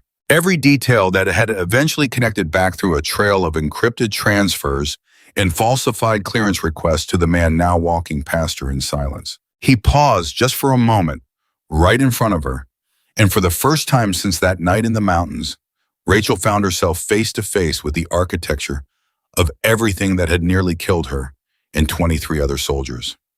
"You should have died in that canyon," he said quietly. So quietly the escorting officers barely caught it. "I know," Rachel said, and there was no anger in her voice, only a hard, settled certainty that surprised even her. "But I didn't, and every day you spend in a cell is a day you get to think about exactly why." He said nothing else. The officers moved him along, and Rachel watched him disappear through a side door, feeling something in her chest finally, quietly release. A tension she hadn't fully realized she'd been carrying since the moment she first heard his voice mocking Walker over that dead radio frequency. She turned and found Walker waiting for her at the end of the hallway, arms crossed, wearing the same expression he'd worn every single time she'd caught him watching her since that night. Something between gratitude and a kind of fierce, protective respect that had never quite faded. "You okay?" he asked. "I will be," Rachel said, and meant it. They walked out of the courthouse together into a bright, ordinary Virginia afternoon. The kind of day that felt almost insulting in its normalcy, given everything that had led them there. And Walker fell into step beside her the way he always did now, not as a commanding officer with a subordinate trailing behind, but as something closer to an equal, a partner in the aftermath of a night neither of them would ever fully leave behind. "Diaz wants to know if you're coming to the barbecue this weekend," Walker said. "He's been asking for 2 weeks. I think he's decided you owe him a rematch at cards after you took $40 off him at the hospital while Reyes was still in recovery." Rachel allowed herself a small laugh, one that came easier now than it had in the months right after the ambush, when every loud noise still made her flinch and every quiet room still felt like it was waiting for something terrible to happen. "Tell him I'll be there, and tell him to bring more than $40 this time, because I'm not going easy on him just because he almost got shot saving Ortiz." "He'll be thrilled to hear that," Walker said dryly, and for a moment they simply walked in comfortable silence. Two people who had survived something together that most human beings would never be able to fully understand, carrying it the way survivors do, quietly, permanently, but no longer as a weight that threatened to crush them. The weeks following the trial brought a strange kind of quiet into Rachel's life, the kind she hadn't experienced in years. She was reassigned, not back to the anonymous communications role she'd occupied before that night, but to a new position within a joint reconnaissance training program, one specifically designed to teach terrain analysis and threat assessment to incoming SEAL and Marine units preparing for high-risk deployments. It was Walker, she later learned, who had personally recommended her for the post, writing a commendation so detailed and so forceful that the review board had approved it without a single objection. Her first day standing in front of a room full of young operators, some of them barely out of their 20s, reminded her sharply of that briefing room 6 months earlier, the one where Diaz had made his joke about her holding the radio, where half the room had looked at her like she didn't belong in it. This time, though, when she walked to the front of the room and began pulling up satellite imagery of unfamiliar terrain, nobody laughed. Nobody whispered. They watched her the way soldiers watch someone whose reputation has arrived in the room before they have. "Some of you have probably heard a version of what happened in Montana," she said, addressing the room directly, refusing to soften the moment with false modesty the way she might have once. "I'm not going to walk you through every detail of that night. What I am going to walk you through is how to look at a map the way I looked at that canyon, and how to trust your own read on the terrain, even when everyone around you is telling you it doesn't matter." A young corporal near the front raised her hand, hesitant. "Ma'am, is it true you climbed 200 feet into the dark under fire?" Rachel considered the question for a moment, aware of every eye in the room waiting on her answer. "It's true," she said simply, "and I'll tell you something else that's true. I was terrified the entire way up." Terrified isn't the opposite of courage. Sometimes it's just the price of it. The room went quiet in a way that told her the lesson had landed exactly where she'd wanted it to. Life, however, rarely allows a hard-won piece to settle for long without testing it, and Rachel's did not prove to be an exception. Nearly a year to the day after the ambush, she received a call late one evening from a number she didn't recognize, and something in the particular hesitation before the voice on the other end spoke told her, before a single word was exchanged, that this call was not going to be ordinary. "Corporal Morgan," the voice said, formal, careful. "This is Colonel Renner from Joint Special Operations Command. I apologize for the late hour. I need to speak with you about something sensitive, and I need you to understand that what I'm about to tell you does not leave this conversation." Rachel sat up straighter in her small apartment, every old instinct sharpening instantly. "I'm listening, sir." "During the investigation into the Montana ambush," Renner said, "we identified the colonel who sold your unit's mission details, and we believed at the time that his network had been fully dismantled. New intelligence suggests that isn't entirely accurate. There's evidence that at least one additional contact within that network remains active, and that person has recently attempted to access classified personnel files again. Files connected to a different unit, a different mission." Rachel's stomach tightened, old memories rising sharp and immediate. The sound of gunfire cracking across a dark canyon, the enemy commander's voice mocking Walker over a dead radio frequency, the terrible weight of 24 lives balanced on a decision she'd made in the space of a single desperate heartbeat. "Whose mission?" she asked, though some part of her already suspected the answer before Renner spoke it. "Lieutenant Walker's," Renner said. "He's leading a joint training exercise in 3 weeks, similar profile to Montana. Given your unique insight into how this network operates, Command would like you attached to that exercise in an advisory capacity. Officially, terrain and threat assessment. Unofficially, we want your eyes watching for exactly the kind of warning signs nobody listened to the first time." Rachel closed her eyes, feeling the past reach forward and settle its hand firmly over the present, and for one brief moment, allowed herself to remember exactly how it had felt standing in that briefing room a year earlier, warning a room full of confident, capable men about a threat nobody wanted to take seriously. "I'm in," she said without hesitation. She called Walker the next morning, catching him just as he was finishing an early run, his breath still ragged when he picked up. "Morgan," he said, surprised warmth in his voice the moment he recognized her number. "Everything okay?" "We need to talk," Rachel said, "about your next exercise." There was a pause, and when Walker spoke again, all the easy warmth had drained out of his voice, replaced by the sharp, focused attention of a commander who had learned the hard way exactly how seriously to take those 5 words coming from her specifically. "Tell me everything."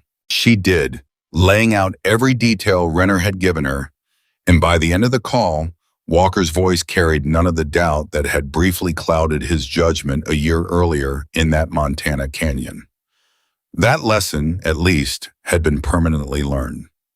"If you're telling me there might be a repeat of Montana," Walker said, "then I want your running point on threat assessment for this entire exercise.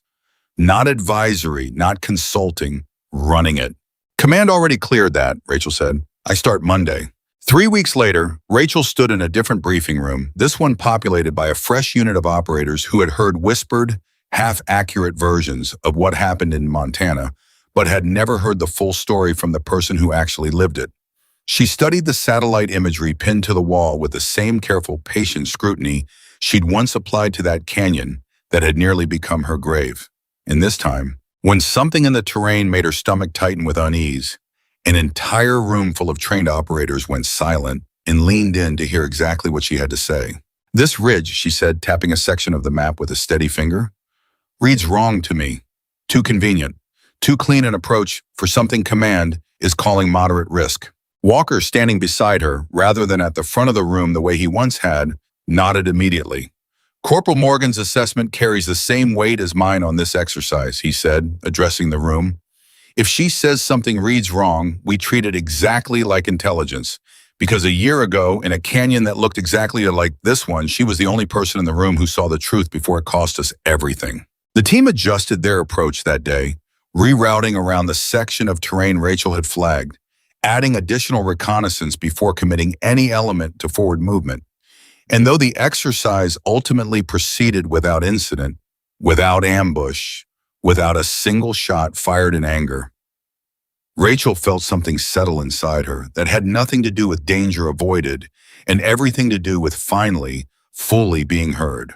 It was during the after-action review 3 days later that the deeper truth of Renner's warning finally surfaced. A communications intercept gathered quietly during the exercise by a specialized team monitoring exactly the kind of network activity that had compromised Montana revealed an attempt to access the exercise's classified movement plan, an attempt that had failed precisely because Rachel's early rerouting had thrown off whatever surveillance the remaining network contact had managed to establish. "You didn't just avoid a trap," Renner told her personally during a debrief that felt almost surreal in its quiet, understated gravity compared to everything that had come before it. "You disrupted an active attempt to set one.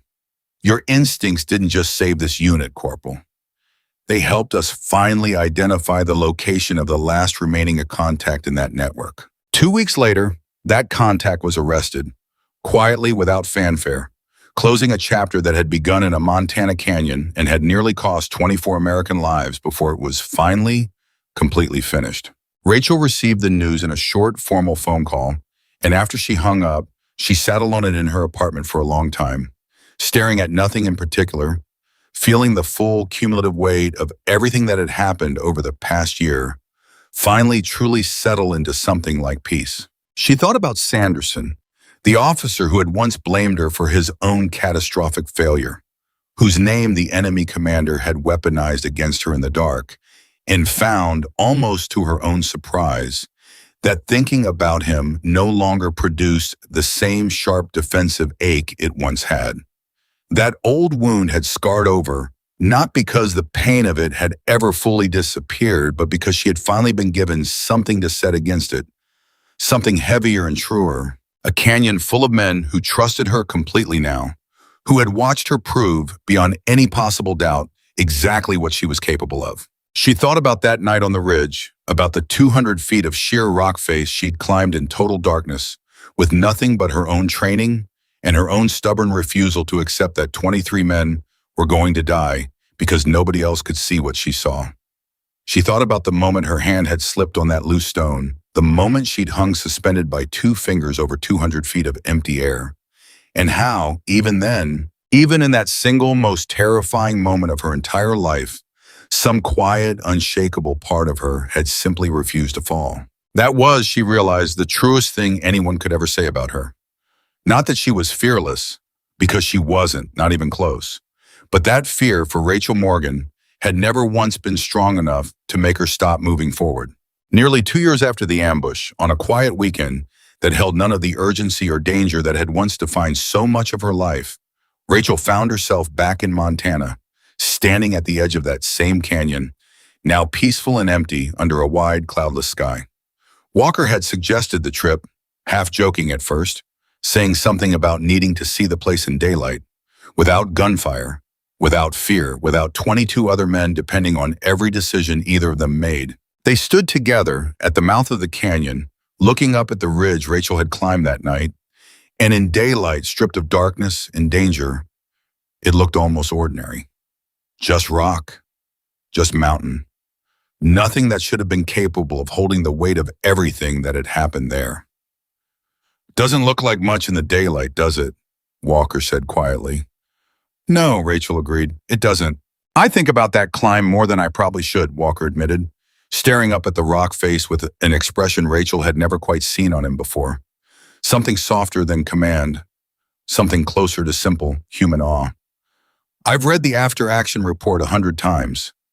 I still don't fully understand how you did it." Rachel considered the question, turning it over the way she turned over everything, carefully, honestly. "I didn't think about how impossible it was," she said finally. "I just thought about what would happen if I didn't try. And that made the impossible feel a lot more manageable than it should have." Walker nodded slowly, and for a long moment, they simply stood together in comfortable silence.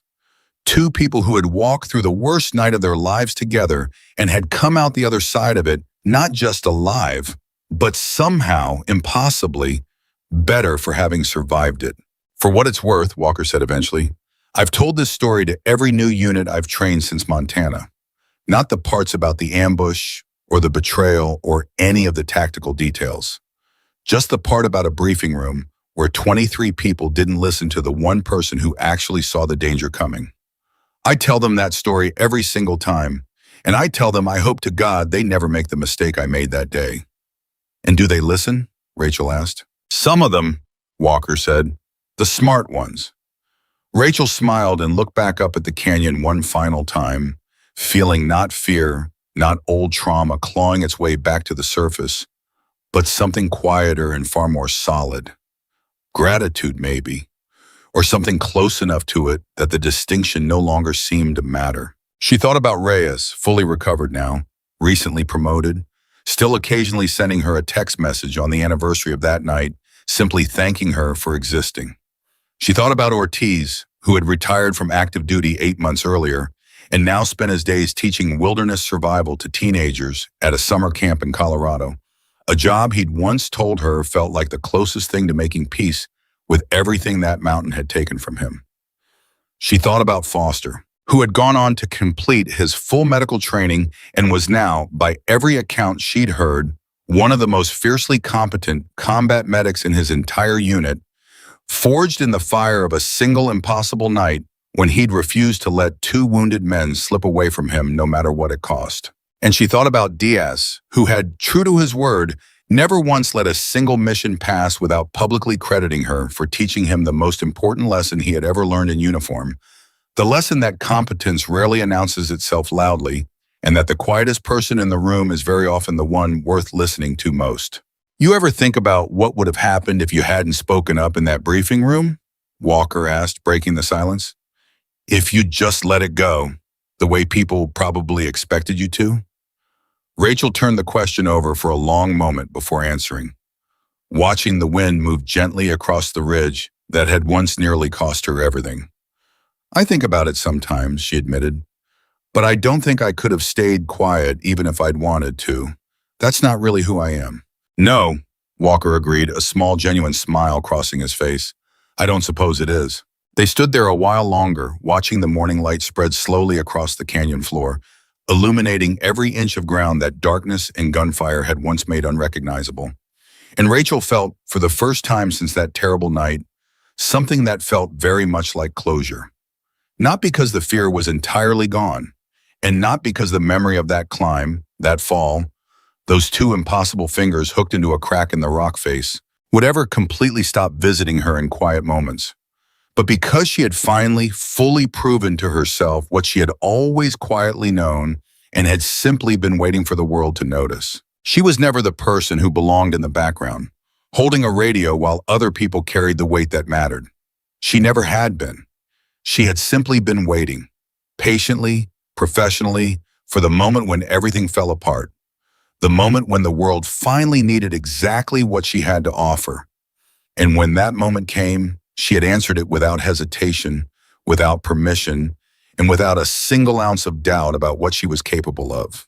Because in the end, that was the story this canyon would always tell. Long after every soldier who lived through that night had grown old and gray and finally set down the weight of everything they carried out of these mountains. It was the story of a woman nobody thought to look at twice, who climbed 200 feet of sheer darkness is on nothing but instinct and courage, and became, in a single unforgettable night, the reason 24 Americans got to go home to the people who loved them. The quietest person in the room had become the loudest voice that mattered, exactly when it counted most, and no one who survived that canyon would ever again make the mistake of underestimating the value of a person simply because of the role they'd been handed instead of the courage they carried inside them. That was the truth Rachel Morgan carried forward from Montana for the rest of her life, and it was the truth she made absolutely certain every single soldier she ever trained afterward carried forward too. Listen to the quiet ones. Trust the instincts nobody else wants to hear. And never, under any circumstances, assume that courage announces itself loudly before it changes everything. Because sometimes it climbs 200 feet into the darkness without a single word of warning and saves everyone who never once believed it was there.